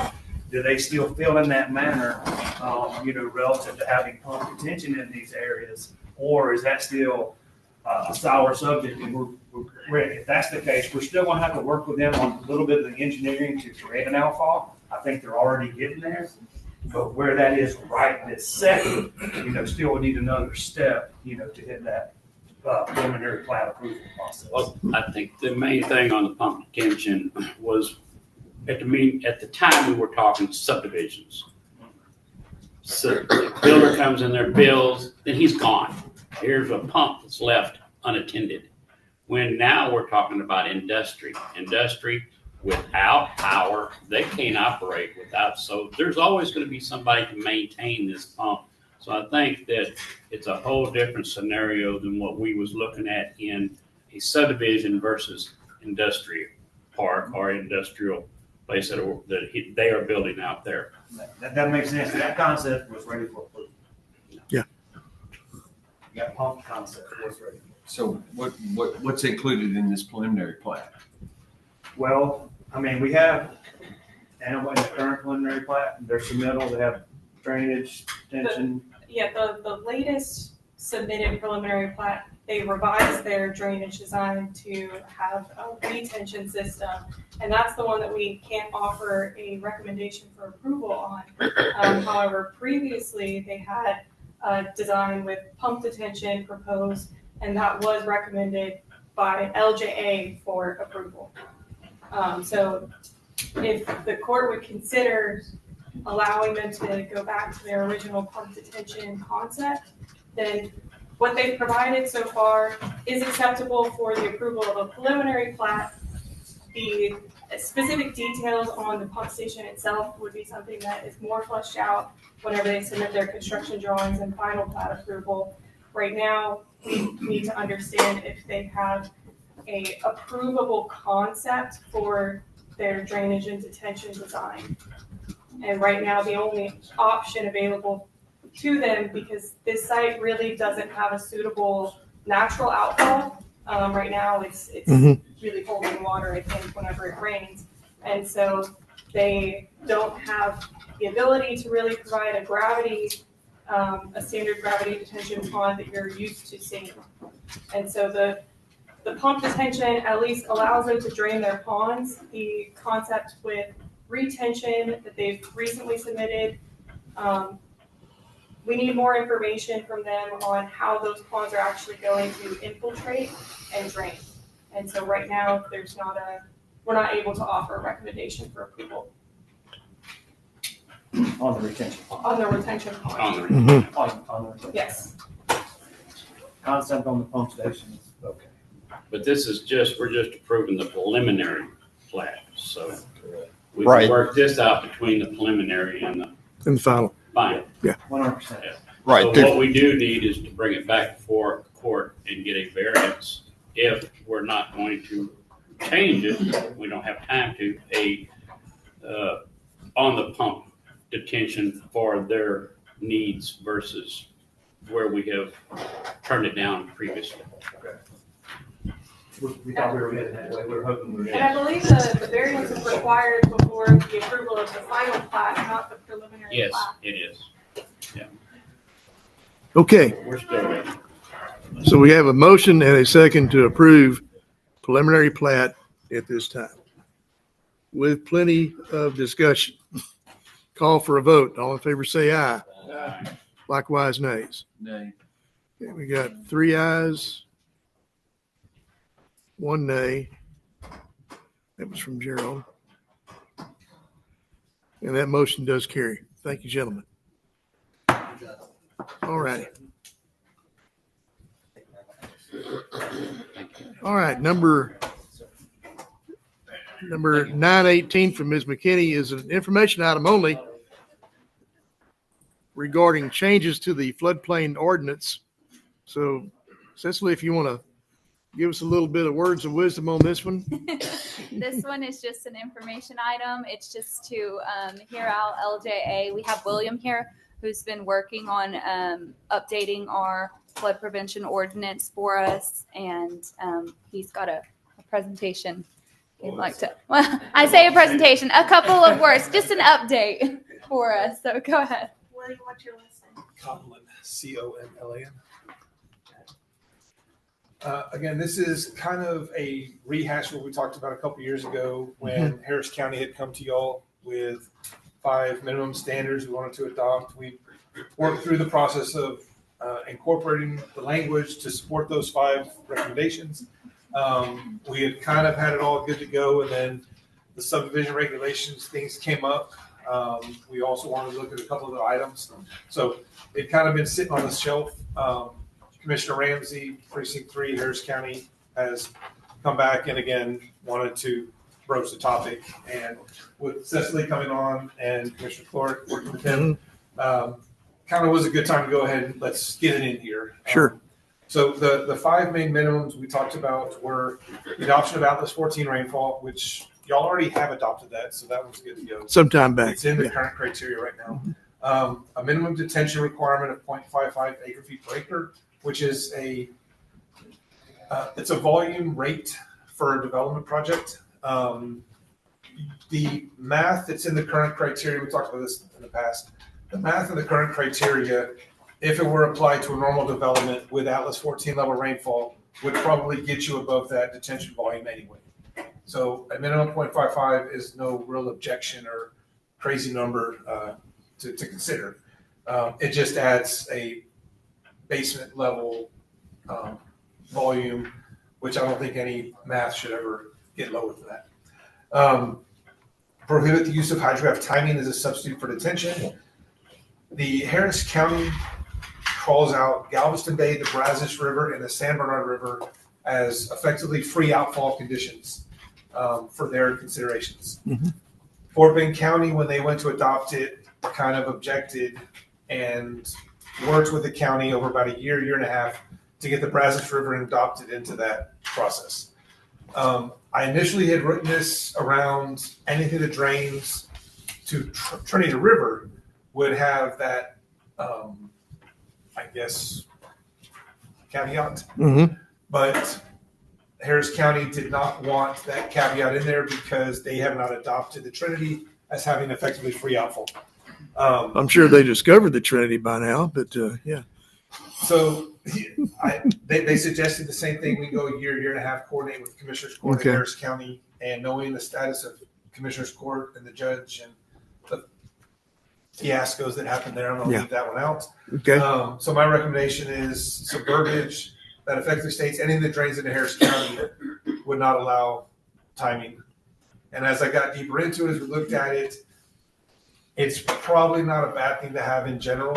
And just so I took all caveats out. And so the recommendation is to adopt, prohibit the use of hydrograph timing for detention volume replacement. And if something does show to be super obvious that it's a viable consideration, we can always review the variance on that topic on a case by case basis. but at least the adoption of the criteria stands. And the other two deal with the current effective mapping that we have right now is from FEMA, and that is all pre-Atlas 14 level rainfall amounts. Mhm. And as we kind of talked about, the Atlas 14 rain 100-year is pretty close to what was the old 500-year effective models. And so the two last ones are using the 500-year floodplain for no net fill areas, as well as using the 500-year water surface elevations as minimum slab elevations for developments. Your criteria currently states that a finished floor needs to be 2 feet above the 100-year BFE. Mm-hmm. There's very few places where the 500-year is 2 feet above the 100-year. So you probably, for 95% of the county, the 2 feet above the 100-year is probably going to be still above the 500-year. So you pretty much already have a pretty good, better than normal standard. So I don't have any heartburn on that one. Mm-hmm. The no net fill in the 500-year, except areas as coastal zones. Again, that's just what's going to be the new floodplain when the new maps come out. So the other part that comes out of that one is the Water Development Board has created statewide modeling, leveraging very high level assumption models with Atlas 14 rainfall. They're called the BLE, the base level engineering models. These have been adopted by FEMA and reviewed and mapped. So there is another resource that is available to the county. Water Development Board has developed some criteria language that allows it to be leveraged as best available data. They effectively state that if the mapped effective FEMA level 100-year is above the BLE, then the FEMA effective still stands. But if the BLE mapping and modeling that comes out of that is higher, you can adopt it as best available data as a higher standard in lieu of the 500-year. So I've kind of caveated in here the write-up that it can be the FEMA effective 100-year, the Water Development Board's BLE 100-year, which is Atlas 14 rainfall, or the FEMA effective 500-year as your higher of those three. And the 500 is always going to be above the 100. So effectively the current 500-year or the BLE 100. And the higher of those two would become your elevation to set slabs. Excuse me. So many pauses and elevation set slabs, as well as floodplain inundation areas for no net fill. But these are the 5 minimum standards. Additionally, in here, we do have the language from about a year ago, I guess, when we looked at the pump detention and how to potentially incorporate pump detention. There's about a page and a half of guidelines and standards and things to consider. So if y'all want to take a look at that, have any questions, I think that would also give some of the ammunition. I know Commissioner Grabowski, that was one of the things was ownership, maintenance, access, electrical, redundancy, drain times. So a lot of those caveats are written out in here. So this update is the 5 minimum standards from Harris County and some language on pump detention for consideration. Okay. Any questions? So didn't you mention that if we adopt these 5, I think you call them the 5 pillars? Yeah. that we could potentially participate or in the grant programs with Harris County, and that they would actively seek grants that may benefit Liberty County if we adopted these pillars. Yeah, the impetus of this request was minimum standards for communities in and around Harris County to be able to have partnerships with joint funded projects or Harris County funded projects in the adjacent counties. So this allows, if adopted and if met, Harris County would be willing to do projects in Liberty County that would benefit both communities. So it was that partnership. And on the back of their letter, there was a list of all the counties and cities throughout the region that have either successfully revised their ordinances to meet and are recommended for partnership projects, communities that have begun the ordinance review and are working towards it, and the communities that have not updated the regulations and are not recommend that no partnership are approved within the community until the community takes appropriate steps. And in that list was Brazoria, Galveston, Liberty, and Montgomery County. And so we're making recommendations into your criteria to adopt those 5 so that you would become available for partnership projects with Harris County. Okay. All right. And this is a information item only, so I would ask that we have a motion to accept and for court action. Make a motion to accept. Second. Motion from Bruce, second from Greg to accept the information. Is there any further discussion? Hearing none, call for vote. All in favor say aye. Aye. Likewise, nays. That motion does carry. Thank you, gentlemen. Number 819 from Mr. C. Harold, I hate you had to sit there this long here, buddy, but glad you're still here with us. Okay. And consider and approve an order adopting prevailing wage rates in connection with the asphalt overlay services. Okay, counties are required to adopt a prevailing wage rate for public works projects. And I think we've done it before, but in your package, there's an order saying we're basically going to use the U.S. Department of Labor's wage rate determination for this area. And if you look on the third page from the back, Exhibit C, you'll see there's 13, Liberty County's included. There's 13 counties that their prevailing wage rate, they've adopted that for, this is for highway projects. So okay, the asphalt overlay thing that y'all will award probably the next court, this will cover that. So it just means their companies are required to pay that whoever we go in contract with. Okay. And if they don't, that's between them and the Department of Labor. All right. What say the court? I'll make a motion. Second. Okay, Gerald got the motion. Bruce made the second. Okay. I'm sorry. Yeah. Gerald had the motion. Bruce had the second. Any further discussion? Somebody make the motion, Daryl. That's good. Okay, call for a vote. All in favor say aye. Likewise, nays. That motion does carry. Thank you, gentlemen. Number 920 from Mr. Poston. Information only. Receive and accept an update from the jail committee regarding the current status of the new Liberty County Jail. Matthew? This is just information. I'm going to exclude from discussion here any of the matters dealing with the CMR selection. We'll get into later in executive session then for y'all's vote as well. Okay. I just wanted to give y'all an update on where the committee's at, and things are going well with the committee. Gary and Wayne have been a pleasure to work with, very professional in guiding us. In early July, we received the first site draft and general layout plans. And that's not the technical word.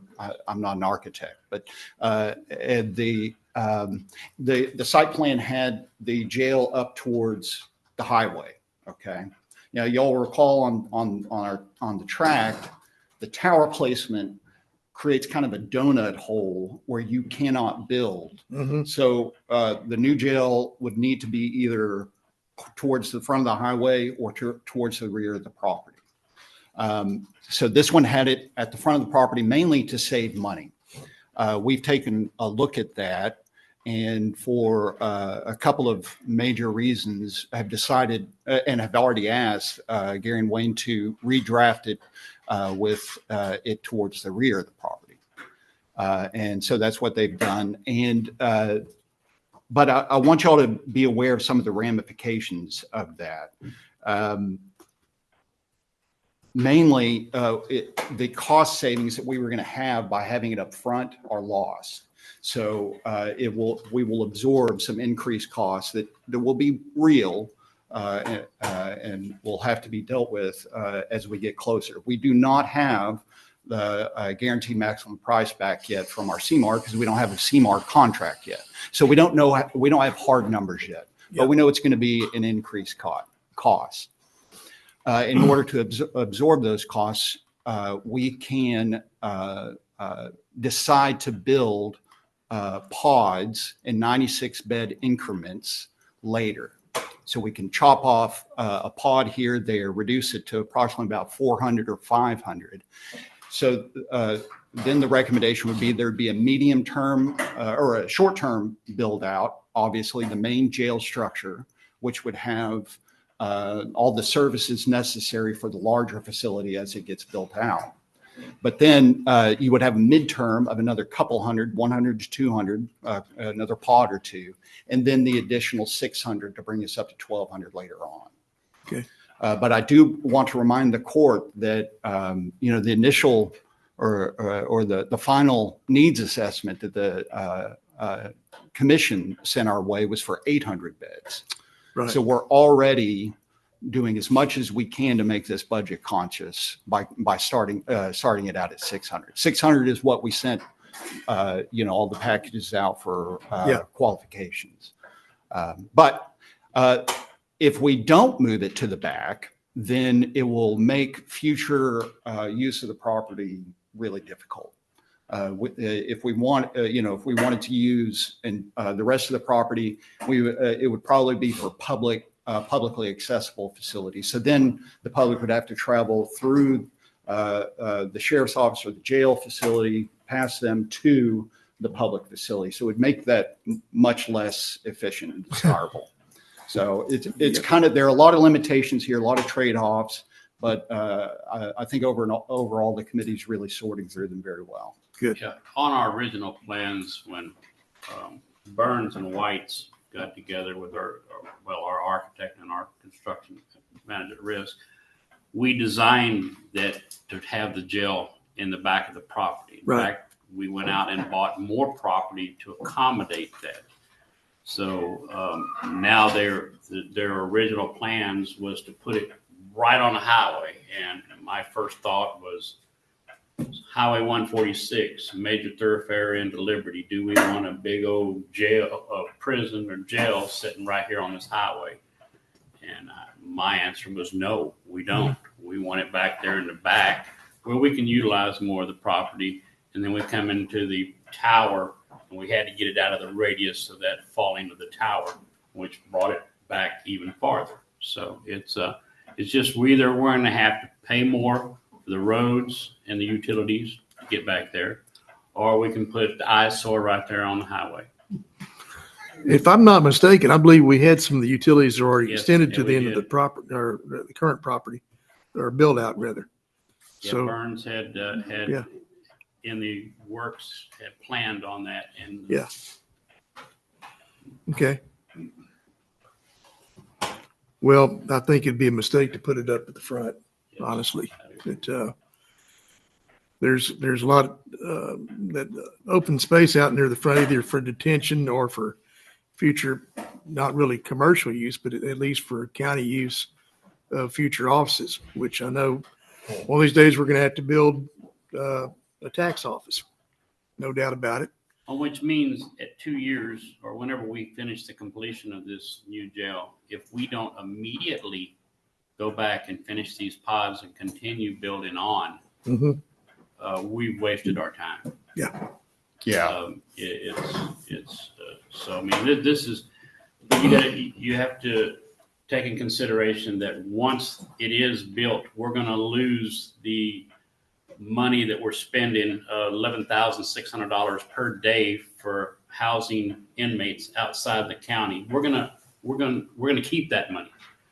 So in a year, it's $4 or $5 million that we'll be able to use, but we need to use that money to complete the jail, and it's for the beds that we are restricting it now.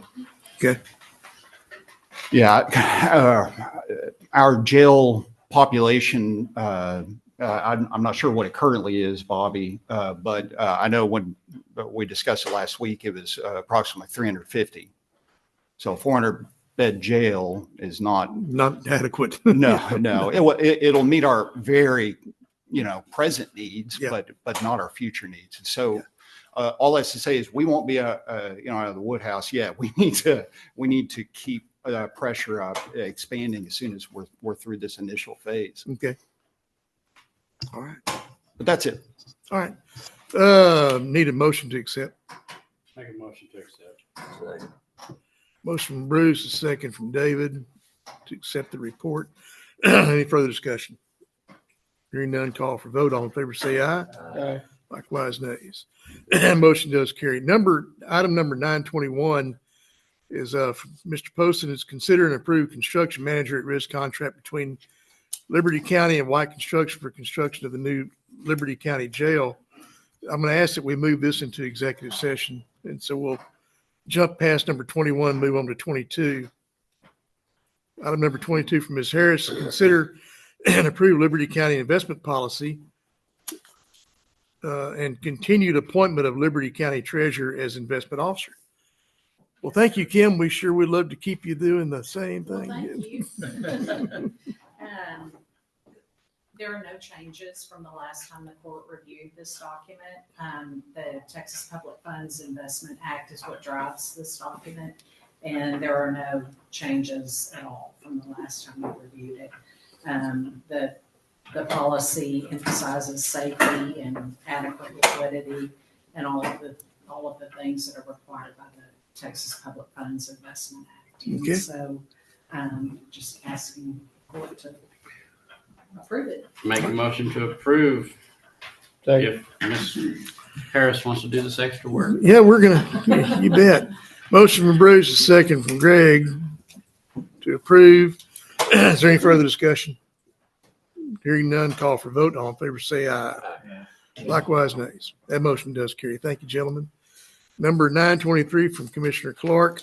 Consider and approve the release of a bond for Natural Gas Pipeline Company of America, LLC. It's Liberty Mutual Insurance Company number 0222439900.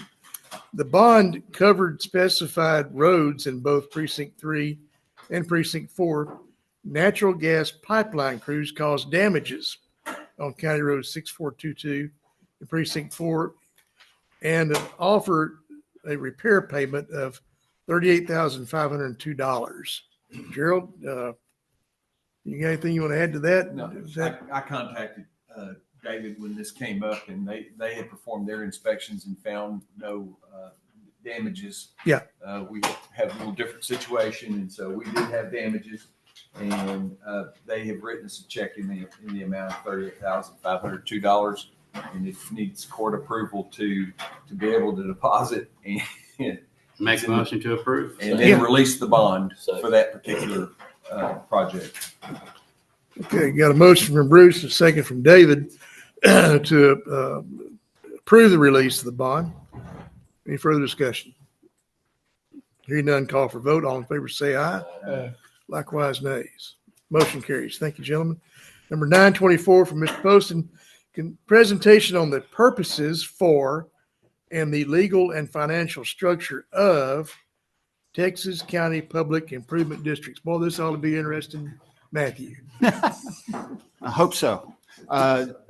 Gregory Miller, our excellent outside counsel with Bickerstaff, is going to make the presentation. I'm just going to do the heavy lifting, actually click in the PowerPoint. That's it. All right. Good morning, Judge. Good morning, Court. Good morning. Good to see you, Gregory.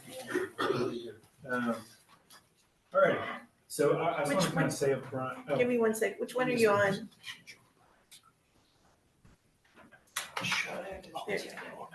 That one. Yep. Okay. I want to say at the outset that I think the first parts of this are things y'all already know. So I apologize, but if it spurs any thoughts, please just don't hesitate with any questions. I think that'd be a good way to handle it. So yeah, we want to go ahead. This is basically an overview of the legal and financial aspects of how PIDs are set up. Generally, what is a PID? It's an area of property that all the properties benefit from the same improvements, and they're all assessed an assessment to pay for those improvements. They can either pay on a cash flow basis, like the PIDs you already have, or the assessments can be used to pay back bonds that are issued to finance the improvements. So, typically PIDs are for residential. They can also be sometimes for commercial projects. Local governments use them for several things. One is to coordinate with the developer to make sure that the development is orderly and represents the kind of approach to development that the county would want to take. So it affords an opportunity for participation with development. I think, a lot of the conversation last time, rightfully so, was what does the county get out of it? It always depends on the type of PID and the project, but I think universally what it does is it creates, rooftops. So it gives you that kind of increased tax base. I know that's not without cost entirely, but that's kind of the main driver that you see consistently. Let's see. So generally, here's the mechanics of it. As mentioned, authorized improvements are named and identified by the county developer that will be built. The cost of those are calculated. An assessment is laid on the properties based on their share of the benefit. It's on an equal and pro rata basis calculated by the county's PID administrator. And basically, just those assessments, like I said, are used to pay for the projects directly or for bonds. It should be noted that a property owner can prepay those assessments at any time. Each assessment, especially for bonds, will have an interest and principal component. So if a homeowner can prepay, that's a good thing. Right. I wanted just to kind of bring this up because if y'all do a PID with the bond financing, there's going to be a whole host of characters that y'all are going to. I don't mean to say characters in a bad way. There's a whole host of people you're going to be working with. County attorney. Oh, and let me put this out there. This is kind of an important concept that I think a lot of people miss. Throughout the process, you're going to meet a lot of people. There's only there's only one actually that has a fiduciary duty to the county, meaning particularly there's only one entity, I'll get to this, that has to set aside any kind of personal interests for the interests of the county. They only represent what's best for the county. And that is the county attorneys, and that is the financial advisor. So you're going to meet underwriters, trustees, appraisers. They're all doing good work, but I guess what I'm saying is if there's anything in confidence or any kind of questions about what is best for the county, you can count on the county attorney and the financial advisor for that. That's their legal obligation.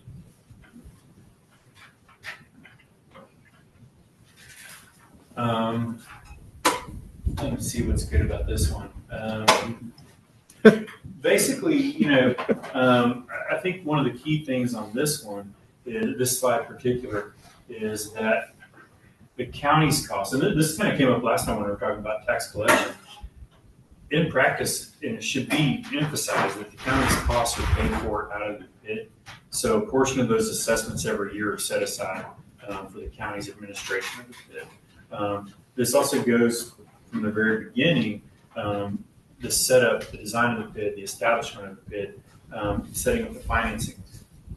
This should not come out of the county's pocket at all. It would come out of the assessments.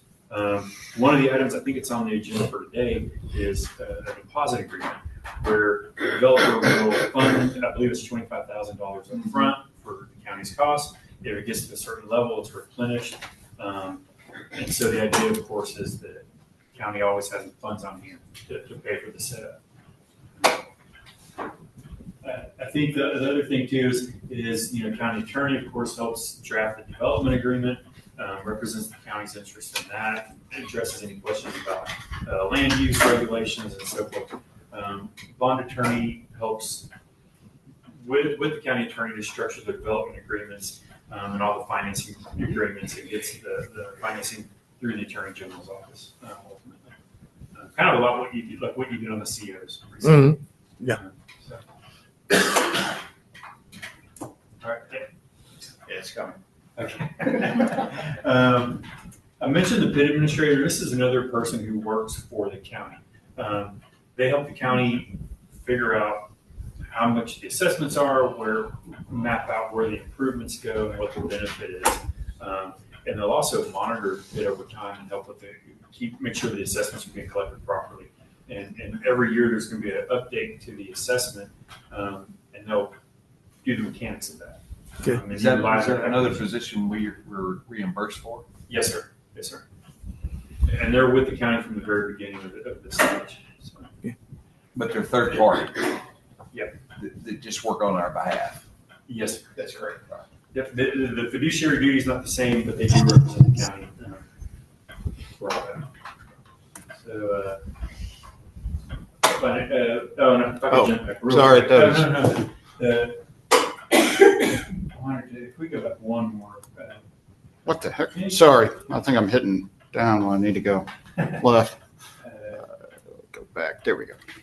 All right. There we go. Underwriter, you'll see the underwriter, if y'all ever do get to a point where you're going to sell bonds, their role is pretty important because they'll come in and look at the development at the front end.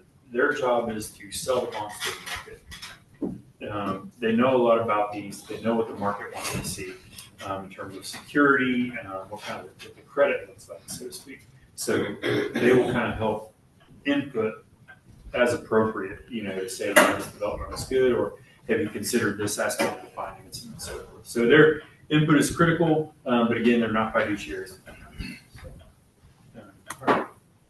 Oh, yes, sir. I just had a question about the PID administrator. You kind of sound like you were talking about me a little bit, but I don't know if it's a third party and how do you monetize that when we have a contract to collect the PID and we charge 32 cents an account.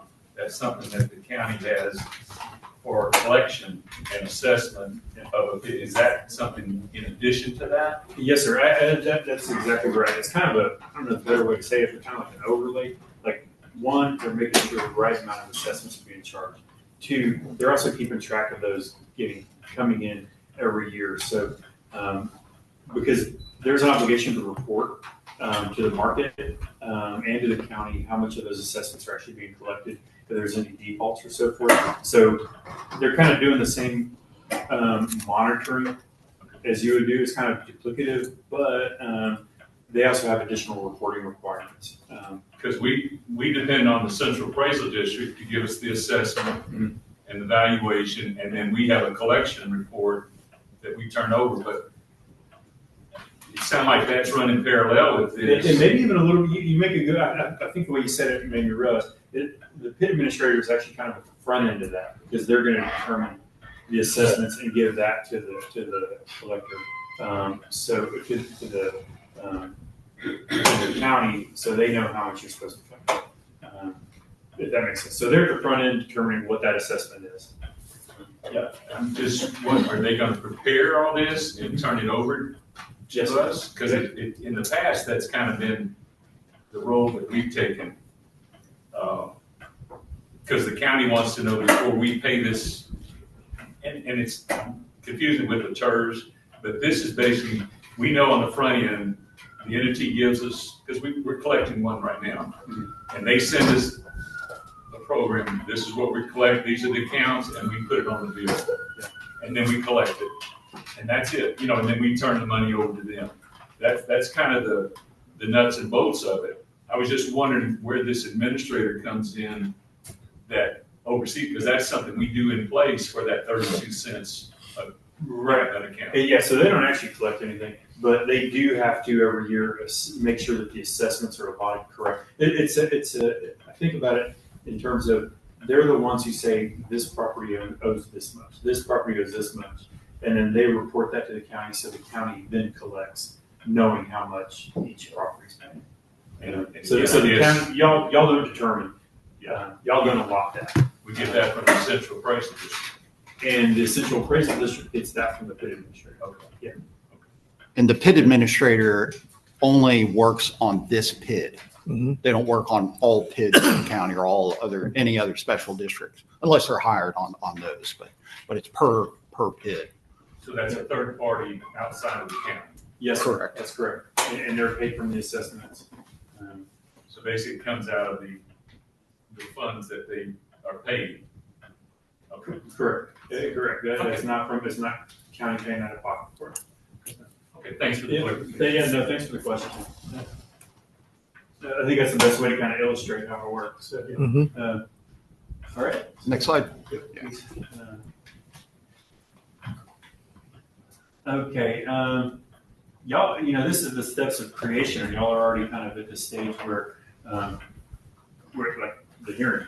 So you've already posted notice, and we're here right now. Once that, if it's approved, then that has to be filed with the real property records within 7 days. So we can work with the clerk to coordinate that. It's coming. Don't mean to surprise the clerk. Yeah. Surprise. Okay. We'll work with you on that. I wanted to just kind of point out some of the documents you're going to see and that y'all would be asked to look at. The development agreement, landowner agreement is basically saying we acknowledge that there's an assessment. I say PFA, and there's also acquisition or reimbursement agreement. Basically, it's the terms of the developer's going to construct your parks. County's going to use the PID dollars to reimburse up to X amount. Here's the process for receiving the pay applications and so forth. It's just kind of the think of a construction contract almost. Okay. And then service and assessment plan. This is what the PID administrator is going to do. This allots the assessments. This is the document that does that and has one of the exhibits is the assessment roll, and it's going to go. That's the document that's going to have property by property, and then preliminary limited offering memorandum. Think of that kind of as the prospectus that's used to sell the bonds. It describes the county, it describes the project, and the kind of terms of repayment and so forth. But it's what the underwriters will use to go to market and sell the bonds. If y'all get to that. Continuing disclosure agreements. This is the PID administrator too. Basically, there's a quarterly and annual reporting for the developer and for the county, but the PID administrator does it for the county. It's collections, build out rates, if there's any defaults, things like that. But it's basically quarterly and annual reporting. Are there any safeguards in place for the county if the PID assessments fall short of the annual expectation that the developer wants to recover, where the county is not liable for where they fell short? That's exactly right. So these would be considered special assessment, meaning that it's not an obligation of the county.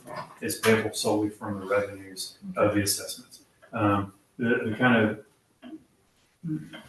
the reality of it is, and this is, to my knowledge, this has only happened in Texas once at the very beginning of his. It was a project on the coast of Texas near kind of Galveston.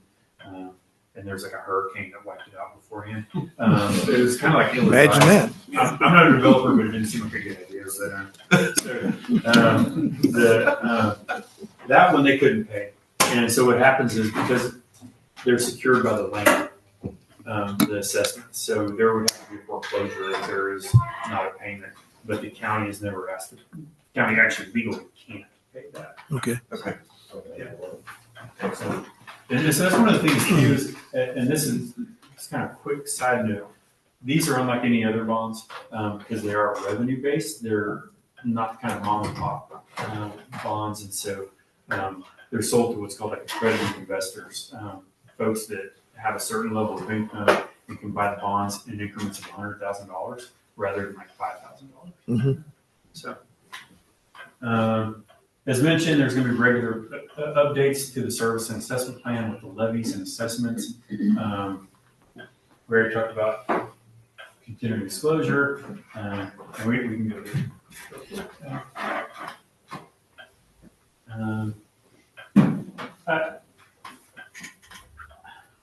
I think from this, what I really like to take away, is that it's a significant undertaking.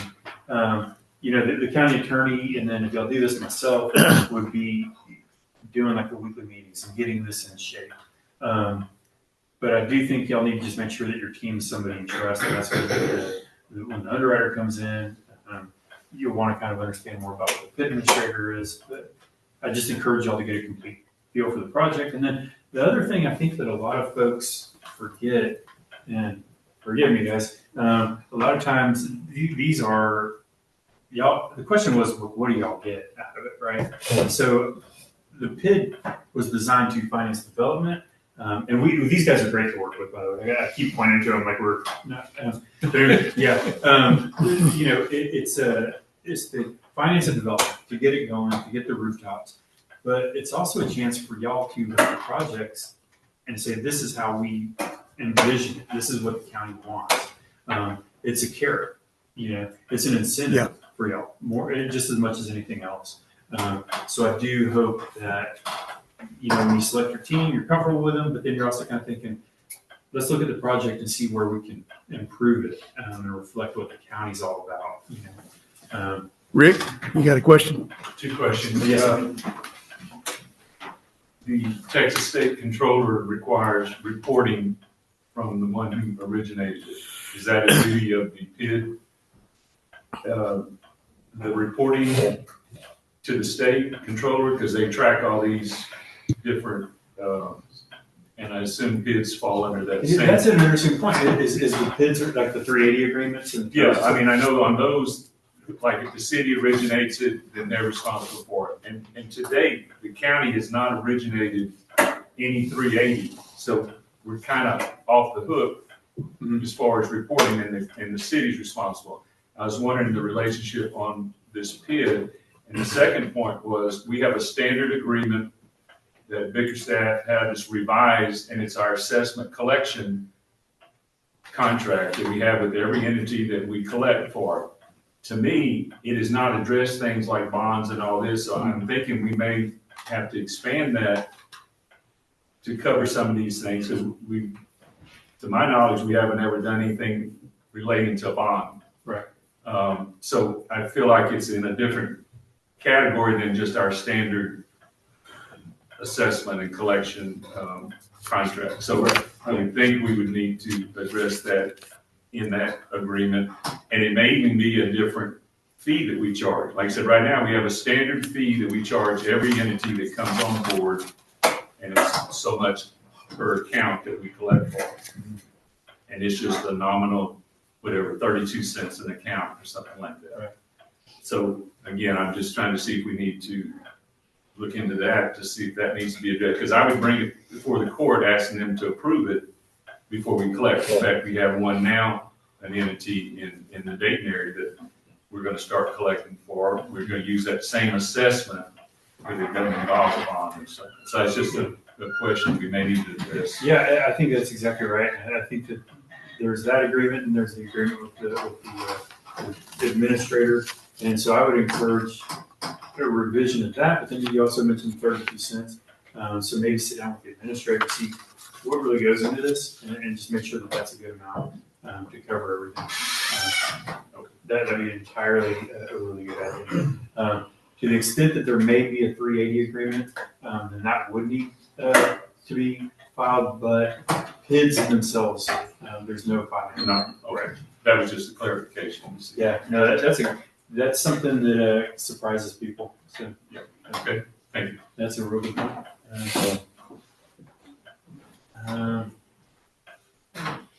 Yeah, I think that's kind of it. Just the obvious stuff, kind of like frequent communication, and just make sure y'all understand what's going on each step of the way. But always call or whatever. But we're talking about parks and things. Who owns the maintenance of these parks? It's gonna be in 2 parts. There's gonna be an HOA component, is that correct? And then It's primarily going to be the MUD district, and the MUD district may enter into an agreement with the HOA to assist them in financing that maintenance, but because the improvements have to typically go to another political entity, it would be likely the MUD that's what we would propose in the service assessment plan. Please stand up and come forward with your talk, because I promise you, people that are going to watch this video didn't hear a word you just said. Yeah.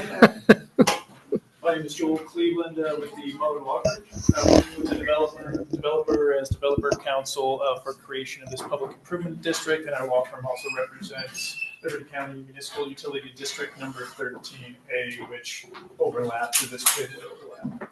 Okay. What was my statement? What was the question? Who pays for the ongoing maintenance?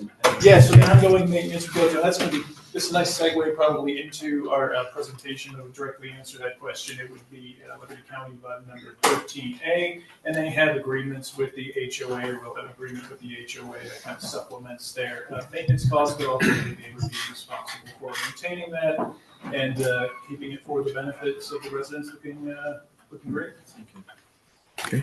It's not encumbering the county to any additional maintenance liability. Correct. So we're going to try and hit on that at maybe ad nauseum. You might tell me to stop at some point during our presentation. Okay. Yeah, we should probably just go ahead and switch over to the next agenda item. Do we want to accept or take no action on that one? I'd say motion to accept. Yeah. Presentation. Mm-hmm. Motion to accept presentation.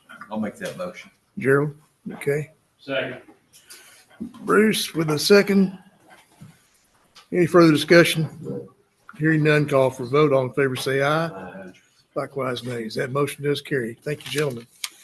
Item number 925 from Mr. Poston it's a presentation by Sterling Traditions Development on the proposed Sterling Traditions Public Improvement District. Again, that's going to be an executive session item that I will ask that we pass over. They actually have a presentation. They too. actually do? Okay. Yeah. So there is an executive session I'd ask to go to afterwards. Okay. Well, let's see the presentation, y'all. Yeah. Okay, hang on. So Yeah. Joel. Joel, you're with which firm? The Muller and Law Group, MULLER. Yeah. No, you guys well. Okay, sorry. Drew Pelzer, Sterling Traditions Development. Yeah. Okay, thank you. And one more, Teresa Wilson, also the Muller Law Group. Okay. All right. Y'all ready to toss the ball to you? If we Okay. can confirm the PDF is up too. So you want to put, Yeah, just like the previous one that we just had for the previous agenda item would be great. I'm sure glad you know how to make this work. Yeah. Perfect. there you go. Thank you. So first slide, just introducing Sterling's Tradition Public Improvement District. That's the name that we'd like to designate for this PID. As Gregory said, this is Public Improvement District created under Chapter 372 Local Government Code. I have some slides that may be a bit redundant, so because of interest of time and that Gregory just went over that, I will try to skip through those ones pretty quickly. Okay. I'd like to kind of turn it over to Drew on this next slide, just kind of remind everybody what we're here and what was discussed back when that initial development agreement was done in November of 2024, and just kind of provide an update of where we're at today. So take it away, Drew. Great, thank you. Judge, Court, thank you for having us. This is what we brought to you in November of 2024. In July of 25, we broke ground 12 months ago. Next slide will show you what we've been up to for the last 12 months. There's just a tiny lag time, just a This is what we call phase one. All 4 detention ponds are incomplete. Sterling Traditions Parkway is poured all the way past to Lake 4 that you can see in the photo. Just to give you some scale of what we've accomplished in 12 months, that first lake right there is 27 acres. It's about 1,400 linear feet of waterfront. The vision here is, and you can see Lake 2, 3, and 4 are all along Sterling Parkway. The vision is that even if you don't live on a lake and back up to a lake, you have a nice deep compression zone pulling into your home, wherever you live, that you are going to feel like you live in a lake community. Now, are these lakes and detention ponds adequate the way they are? Yes, they're fully approved. They're designed, county approved them. To me as the developer and you as the county, I don't want to keep it like that. I feel there's another notch above. I'll have some photos that I've done in the past at other projects, landscapes, fountains, things like that to bring it up to another quality. I don't want to just do status quo. I want to raise the bar for the city and the county. This is only half of our roads. So this photo of what we're looking at only brings you to here. You can see that tree line on the back edge. what we call phase one. Mhm. This is, this will be phase, 2, which we're doing immediately. So here's what we're looking at, is really only halfway through it. The other important number that I need to share with you is we have spent $43 million to date, and that does not include engineering or land acquisition. That is strictly what you see today on the graph, infrastructure detention. Go ahead, Bill. Yeah, one other thing I wanted to point out here, I know that this bid is primarily about parks and recreational facilities, but dollars being fungible, being able to allocate dollars through the PID to park facilities helps build this road to kind of the standard that it's being constructed to as well, which is taking it, you're getting an east-west collector all the way through from 146 to FM 1409, and that's being done as a 4 lanes all the way through, I believe, correct me if I'm wrong, and at the, I'm going to show where it kind of splits through the four lane divided median. Right there. Go to that aerial, shows Yep. a good deal Right, so you can kind of see where it goes, and then it maintains 4 lanes kind of throughout, but it gets, for speed the lanes control. start to abut each other. Yeah. About halfway through there. All right, skip, next slide, please. So what does a PID select benefits to the county? This kind of, I'm going to go through every single one of these bullet points, but essentially what you get is a higher quality development, more amenities, and greater quality of life for the residents, having more of the park facilities built into it. A lot of these communities that you may have seen, kind of what brought us here back in 2024 is the fact that if you drive through, see a lot of the master plan communities around Houston, you'll notice very, very robust amenity packages, lots of parks, trails, etc. So in those counties, municipal utility districts or MUD districts that this overlap, they have the ability to finance those parks. In Liberty County, the state actually does not grant them the authority to do so.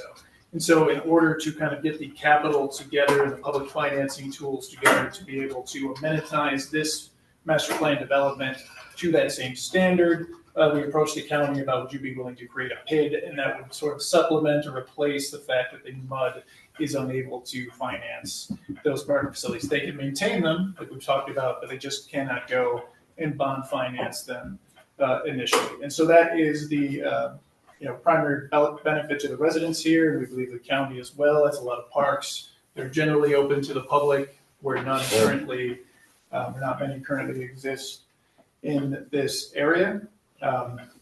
We go to and a lot of this is kind of redundant from what kind of Gregory's going through, so I'm just going to skip through some of this. Annual PID payments are not subject to increase from change in values. This may have kind of gone to the tax assessor collection.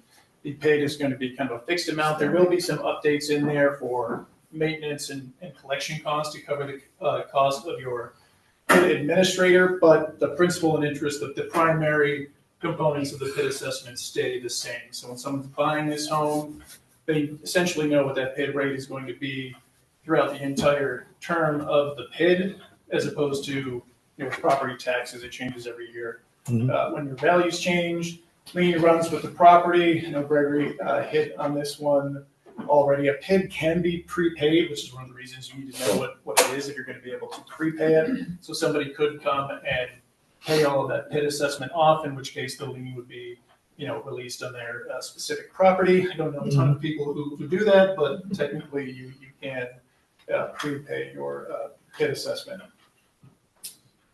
For the developer, we've kind of talked about, in this case, it really allows them more funds to go and create a more highly amenitized community. Go to the next slide. And stop me if you have any questions. So why wouldn't Yes, the sir. developer just charge that total assessment at the time of the sale? Because housing price, right? So in the greater Houston area, the housing is cheaper than it otherwise would be because of essentially these MUD taxes and these PID assessments. So it's able to take the cost of the public infrastructure, essentially bifurcate it from the home cost. So you're paying it in your PID, in your MUD taxes or your PID assessments for as long as you use the home. If you're not living in that community, then you're not having to pay for that, for the use of that public infrastructure, instead of it all being baked into the price of the house. So you can go back to sort of day one, right, in the greater area and just kind of make a decision to do it one way or the other. But once you have that being what everybody's used to, if you were to go and say not have a MUD and put all of these costs into just the home costs, so all the costs of the roads, the sewer, all of that, would take, my understanding is it generally would take it up by about $150,000 per home. And so because all of the other communities in the greater Houston area work that way, it would make your product uncompetitive. So it's really largely driven by market. So that's our competition now, the homes in Harris County versus now Liberty County. To some extent, it's already kind of come out this way. I know what's the big, big name of the development, kind of right there, Shadda. So it's kind of already out there. So it would make the homes here significantly more expensive than over there. Okay.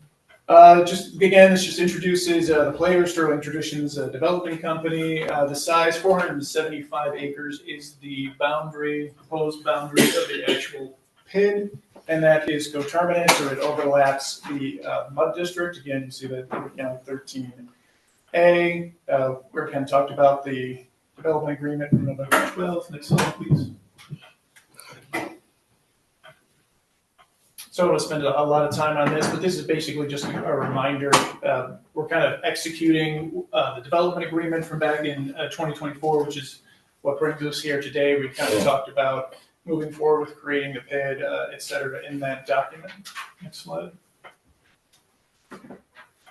Again, just another view of the boundary map for those who might prefer to look at surveys.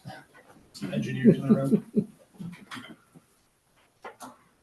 So, Gregory, I don't think you hit on this one, so let me mention this. So, if we move forward with selling bonds, this is what ultimately we're going to ask you all to do, but that's not on the table for today. That's not part of today's requested action item.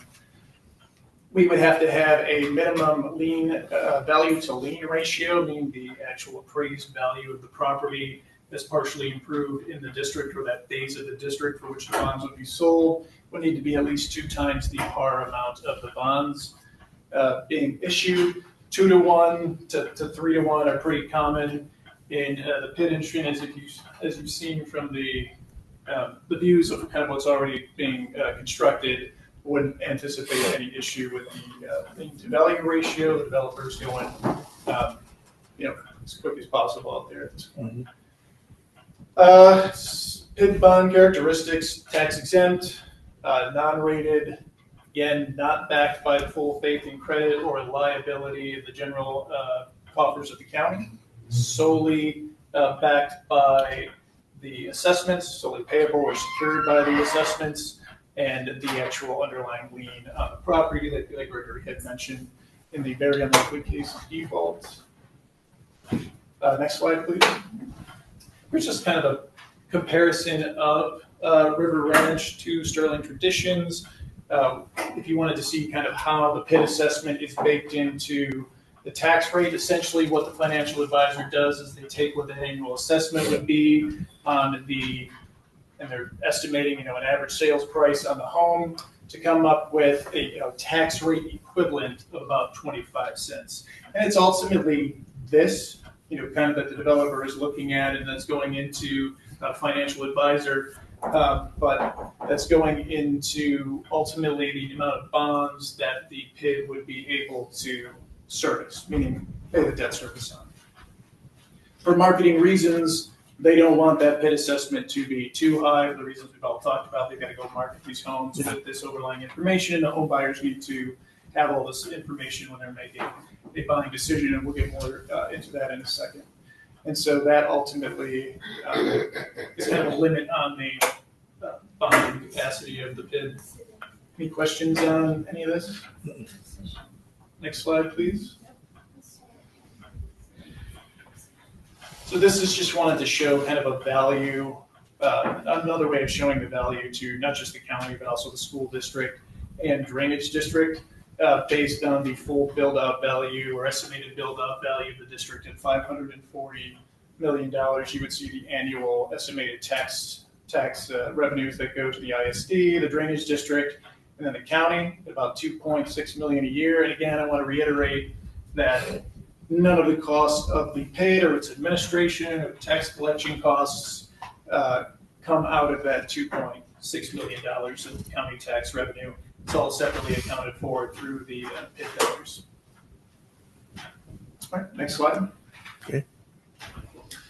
Homebuyer protections and disclosures. So obviously, there are some state laws that require disclosure to a potential home buyer that you are in a public improvement district, what your assessment would be, et cetera. It would also be moving forward with the bond sale. It's an important part of all of those documents. The underwriter wants to see that it's very clear to everybody who's buying a home on this property that they're in a PID, what their assessment's going to be, et cetera.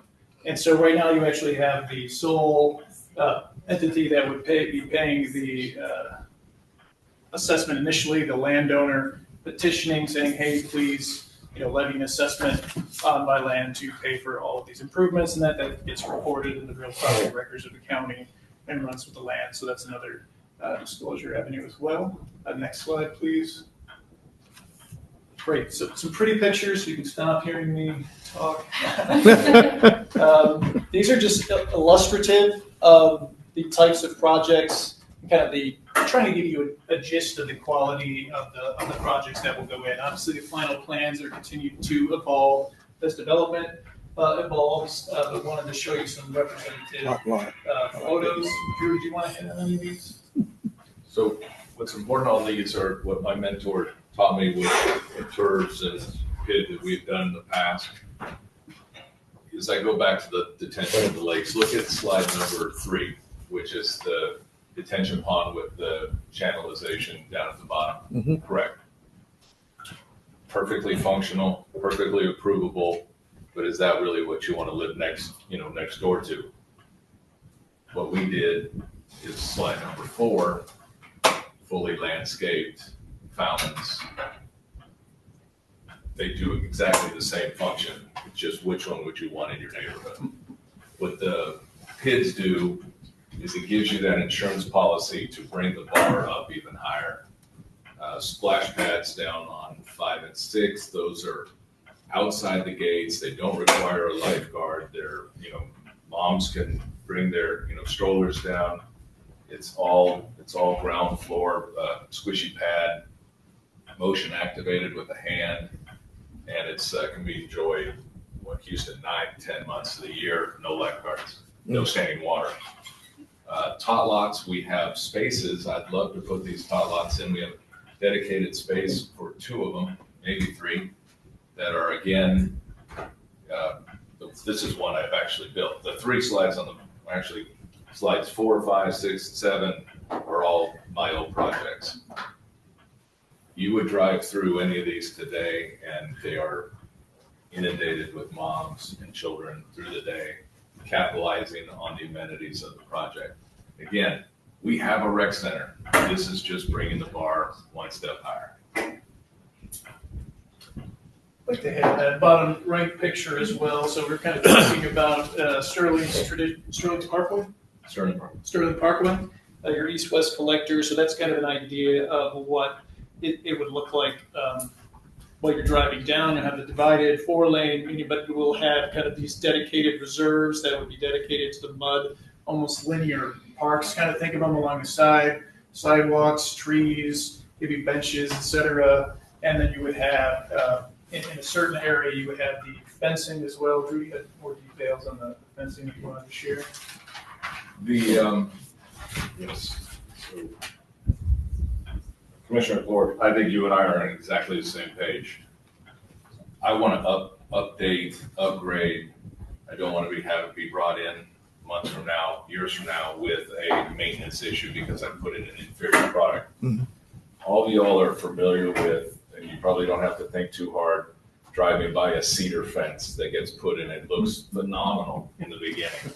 6 months into it, the rain heads have made half moon, mold growing on it. Mm-hmm. It just needs repair after a year. I don't, now the builders are going to be doing shadow box fencing in between the homes. That's a standard issue. Where I'm interested in is, most y'all say, anywhere where we have public Sterling Traditions Parkway that fronts along home. Here we front on a lake, we want that to be visible.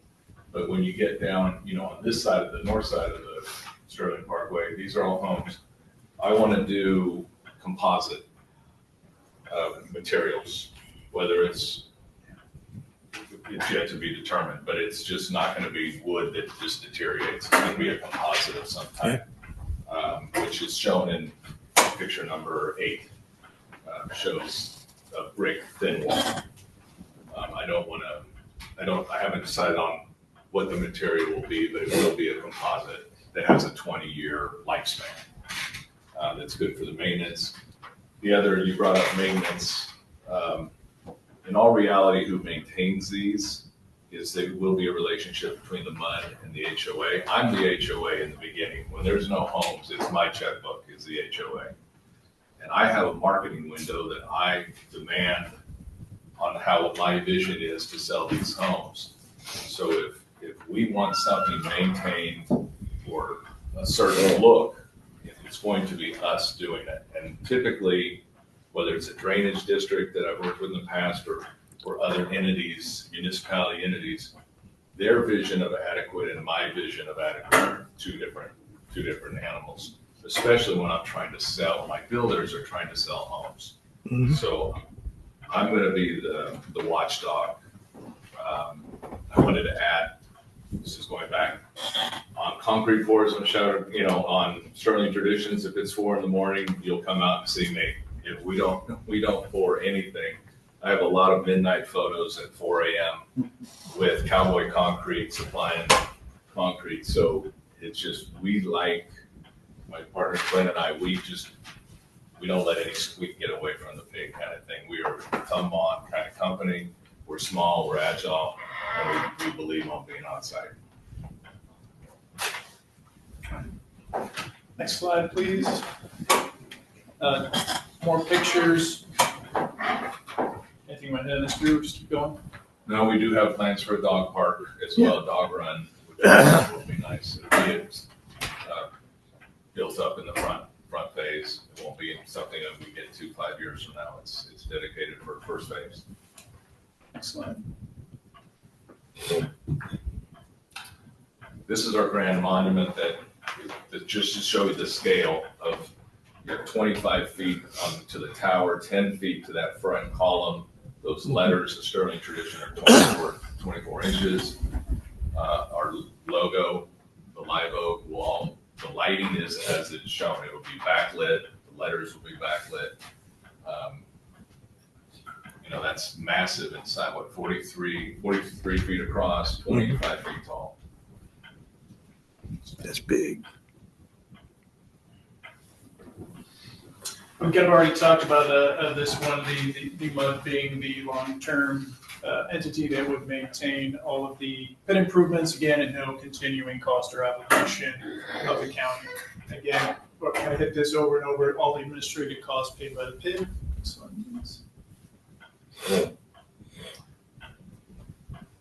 This kind of shows you the creation process. I know we had a slide in there as well. So again, you see the bolded one where we are today, just looking to, we obviously had the public hearing and are looking to have the creation resolution adopted today, which after that's filed within the expiration of 20 days, provided there are no protests during that period, we can then start actual construction dollars that would then be qualified for future reimbursement to the PID. And then in the future, we'll have to come back to you with the fully baked service and assessment plan. That is a much more robust document that includes a specific list of all the authorized improvements, more up-to-date estimate of all of their cost, detail on the phasing plan and financing plan, and that would have to come before you all again for approval, along with then the order levying the assessments and then selling the bonds. So this is kind of a preliminary step to get the PID created, and then we come back with kind of the rest of the details and finalize the levy of the assessments. Next slide, please. And then again, what we're at, next slide, this is just showing that in the format. Again, just what we're asking you all to do today. We've already had the public hearing. I also want to mention, you've probably seen this $20 million number. That is strictly not to exceed. When we came into the development agreement and we started the petition process, you have to have, for future AG purposes, when Gregory sends up a bond transcript, they require a document that has a not to exceed amount in it. Although current estimates, and again, this will get finalized in that service and assessment plan, are significantly lower than the 20 million is what we're anticipating now, but it'll be more detailed for you all in the coming couple of months. Approve the deposit agreement. I know Gregory already talked about that. And then again, approve the resolution, or I think it's a style as an order, creating. Yeah. That's right. Yeah. And with that, that concludes our presentation. Is there any additional questions? Thank you. Looks like a good project. Good. Yeah. Very nice. I do want to thank everybody that I worked with on y'all's time. Thank you for y'all's time. Everybody I worked with the county so far has been phenomenal. Gregory, Matthew, I know the pit administrator, Scott, as well. Oh, introduce Scott and Clint already. Did we? I think Scott works for the county, doesn't he? Yeah. Well, not yet. So. Oh, I'm sorry. I thought you worked on a couple other pits. Yeah, well, we created a pit. Oh, okay. But I haven't been formally engaged. So when we've been saying third-party pit administrator and just pointing in this direction, we're not crazy. There is somebody in the audience who would like to be the pit administrator. Thanks again for your time. All righty. That was your presentation on item number 25. Again, there is an executive session that will follow with that. Item 20. Jeff, the presentation? Beg your pardon? You want to have a motion? Yeah, let's do that. Motion to accept, anybody? I'll make a motion to accept. Gerald? Second. Second from David. Further discussion? Call for vote. All in favor? Was that an aye there, Bruce? Aye. Gotcha. Thank you. And that item passes. Thank you, gentlemen. Item number 26 from Mr. Poston. Consider and approve a deposit agreement to cover the county's potential cost in connection with the establishment of the Sterling Traditions Public Improvement District and the financing of public improvements therein. Okay, Matthew, would I'd ask that we go ahead and go into executive session on the executive session that was attached to the presentation. Yeah. And then we can revisit all the Sterling Tradition related items. Sure. Okay. Okay. Item 27 and 28 are also executive session items. And beg your pardon? Yeah. Okay. Item 29. Let me get from the right one. Yeah, there you go. We can move down to item 29, which consider and approve resolution in opposition to truck weight or size increases as requested by the Coalition Against Bigger Trucks. Oh, yeah. That's pretty self-explanatory. Yes. Yes, we have Christy Ald, Yeah. who's been patiently waiting. Yeah. She's with an organization, Coalition Against Bigger Trucks. I know that bigger trucks is a matter of concern to commissioners. We discuss the damage that they cause frequently. And I will turn things over to Christy. Okay. Well, thank you all. I appreciate the opportunity to meet with you guys. I guess we're in the afternoon. I appreciate it. I know I have met with a couple of you previously, but it's an honor to be able to make this presentation to you. Let me share my screen real quick. And I know you guys have had a very long, let me see if I can share it or not. Well, it doesn't look like I can share, so I'll just do this verbally if you guys are good with that, because I don't want to keep you much longer. First of all, the Coalition Against Bigger Trucks is a nonprofit grassroots organization that has a little over 3,000 partners at the local, state, and national level. Partners consist of local elected officials, law enforcement are our two biggest, And basically, we're a very small organization compared to the bigger fish that we're fighting. I actually cover 11 states, and there's only 8 of us. So we travel around the country meeting with local municipalities about federal legislation that, if it were to pass, could impact you locally. I'm sure everybody here is familiar with the Build America 250 Act that has just passed out of committee, the House Transportation Infrastructure Committee, a little over a month ago. What you probably do not know is that there are 2 amendments attached to that legislation that will actually increase semi-truck weights on our nation's highways. One we refer to as the auto haulers. It would actually increase the weights from 80,000 pounds to 88,000 pounds. And the pilot project would increase weights to 91,000 pounds. Now, the pilot project, I'll expand a little bit more to give you a little more detail on that. We call it the pilot project because they are marketing it just as that it would be a pilot project that would basically last up to 10 years. And in that process, they would be gathering data, specifically crash statistics, fatalities, injuries. We think there is a better way to gather that data than putting 91,000-pound trucks on the roads with you and I. We think that could be done with test tracks, or even taking today's current 80,000-pound regulations and gathering the data, organizing it better, and gathering the data that way. They say after 10 years that they will review the data and make a determination whether or not to keep the weights at 91,000 pounds. But as we all know, that if the trucking industry has switched all their fleet to 91,000 pounds, the government is not going to make them go backwards. So as far as we're concerned, once this legislation passes, it is a done deal. They also say that the states have the option to opt into the program. That is true on paper. However, back in the 80s, when it went to 80,000 pounds, that was the same process as well. However, there were approximately 5 states that opted out of the program, and within a couple years, there were lawsuits and interstate commerce issues that drug them in. So although that looks good on paper, that we know from historical data that it probably is not going to work out that way. They also will add a 6th axle to the trucks. That is a requirement. They say that will help with pavement issues, obviously distributing the weight more evenly. That may be true, but bridges don't care about axles. They care about weight. And as all of you are well aware, our bridges weren't built for 91,000 pounds. In fact, most were not even built for the 80,000 that currently travel over them.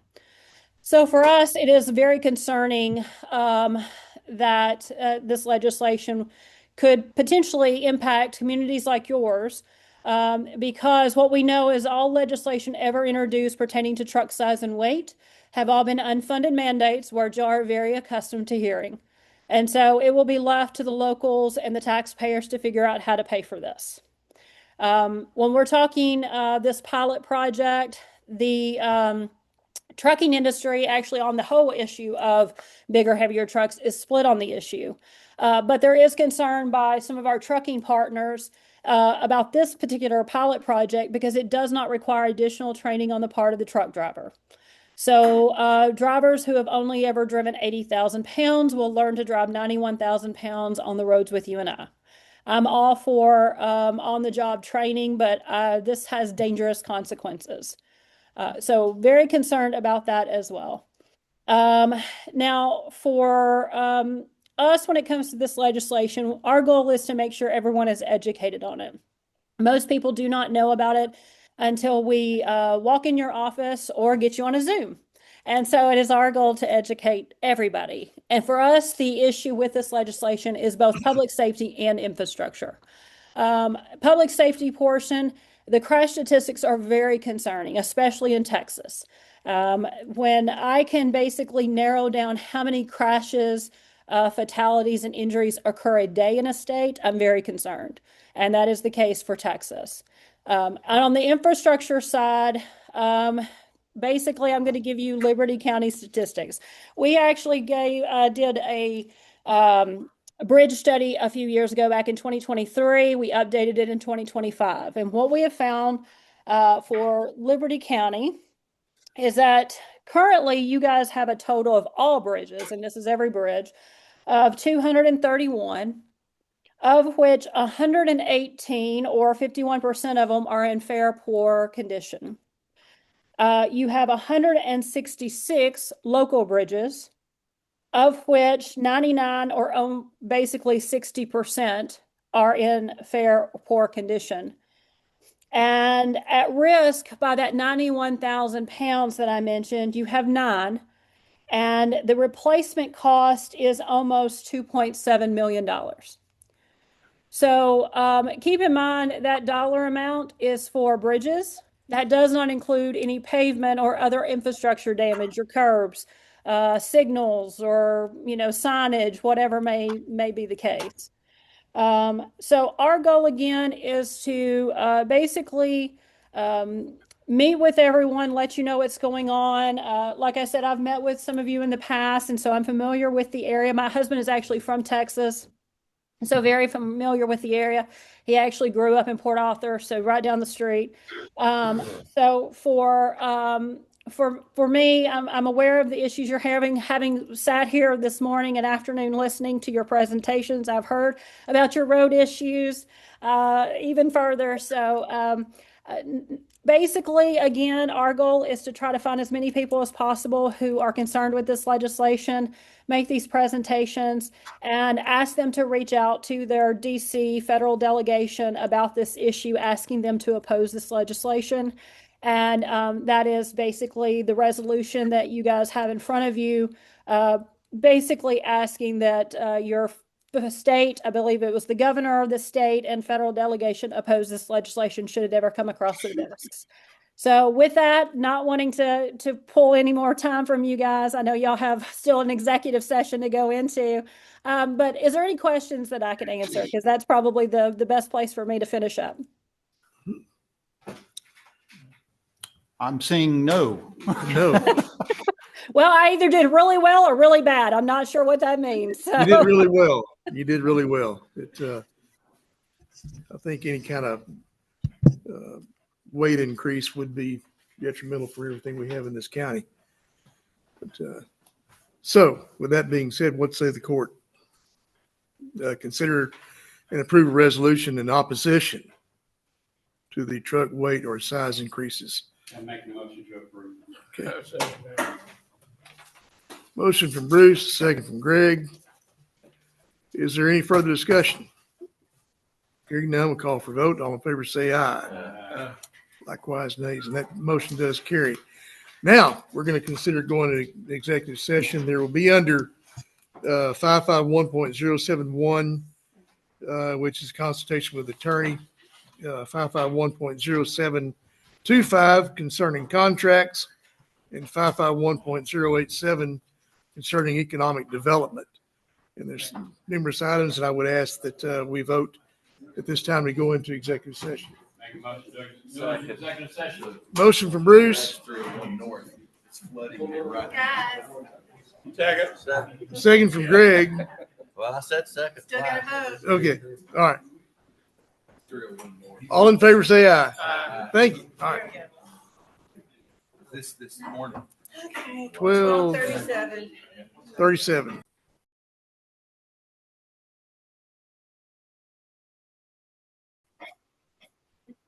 We are recording, Your Honor. All right. Okay. It's now about 1:15 according what? Yeah, it's going fast. It's 1:12. 1:12. Okay. We call it 1:12. I'm looking at our new old clock. Yeah, the only way to adjust that is move the bill up on the weight, and you can slow the clock down. I'll have to get Dave to slow down. Okay. It's not bad, but it is Yeah. it's a little ahead of us. All right, it's 1:12 p.m. We're out of executive session, back in regular session. Item number 21 from Mr. Poston, consider and approve construction manager at risk contract between Liberty County and White Construction for construction of the new Liberty County Jail. Matthew? Judge, we are very close to having a final draft of the agreement. I would ask that y'all table it today, but plan on a special session shortly because we're extremely close to finishing it. Motion from Bruce. Second from David. Any further discussion? Hearing none, call for vote. All in favor, say aye. Aye. Likewise, nays. That motion carries. Thank you, gentlemen. Number, simply because we missed 26 earlier, it was not an executive session item, but we're going to come back to it. For Mr. Poston, was consider and approve a deposit agreement to cover the county's potential cost in connection with the establishment of a Sterling Traditions Public Improvement District and the financing of public improvements therein. So Make a motion to approve. How much is the deposit? 25. 25? Yeah, 25 or 50, I can't remember. No, it's off the top. 25. It's 25, yeah. 25, I read it. Yeah, It's in- no, it's in the no, book. yeah. I knew you said it, I just didn't have it written down. Okay, Bruce, you said? Bruce got the motion, David got the second. Okay. Okay, further discussion. Hearing none, call for vote. All in favor, say aye. Likewise, nays. That motion carries. Thank you, gentlemen. Number 27 was from Mr. Poston, was consider and approve an order authorizing the creating the Sterling Traditions Public Improvement District in accordance with Chapter 372, the Texas Local Government Code, providing for related matters and providing an effective date. Matthew? Your Honor, this is the actual order that kind of answers the question posed by the petition.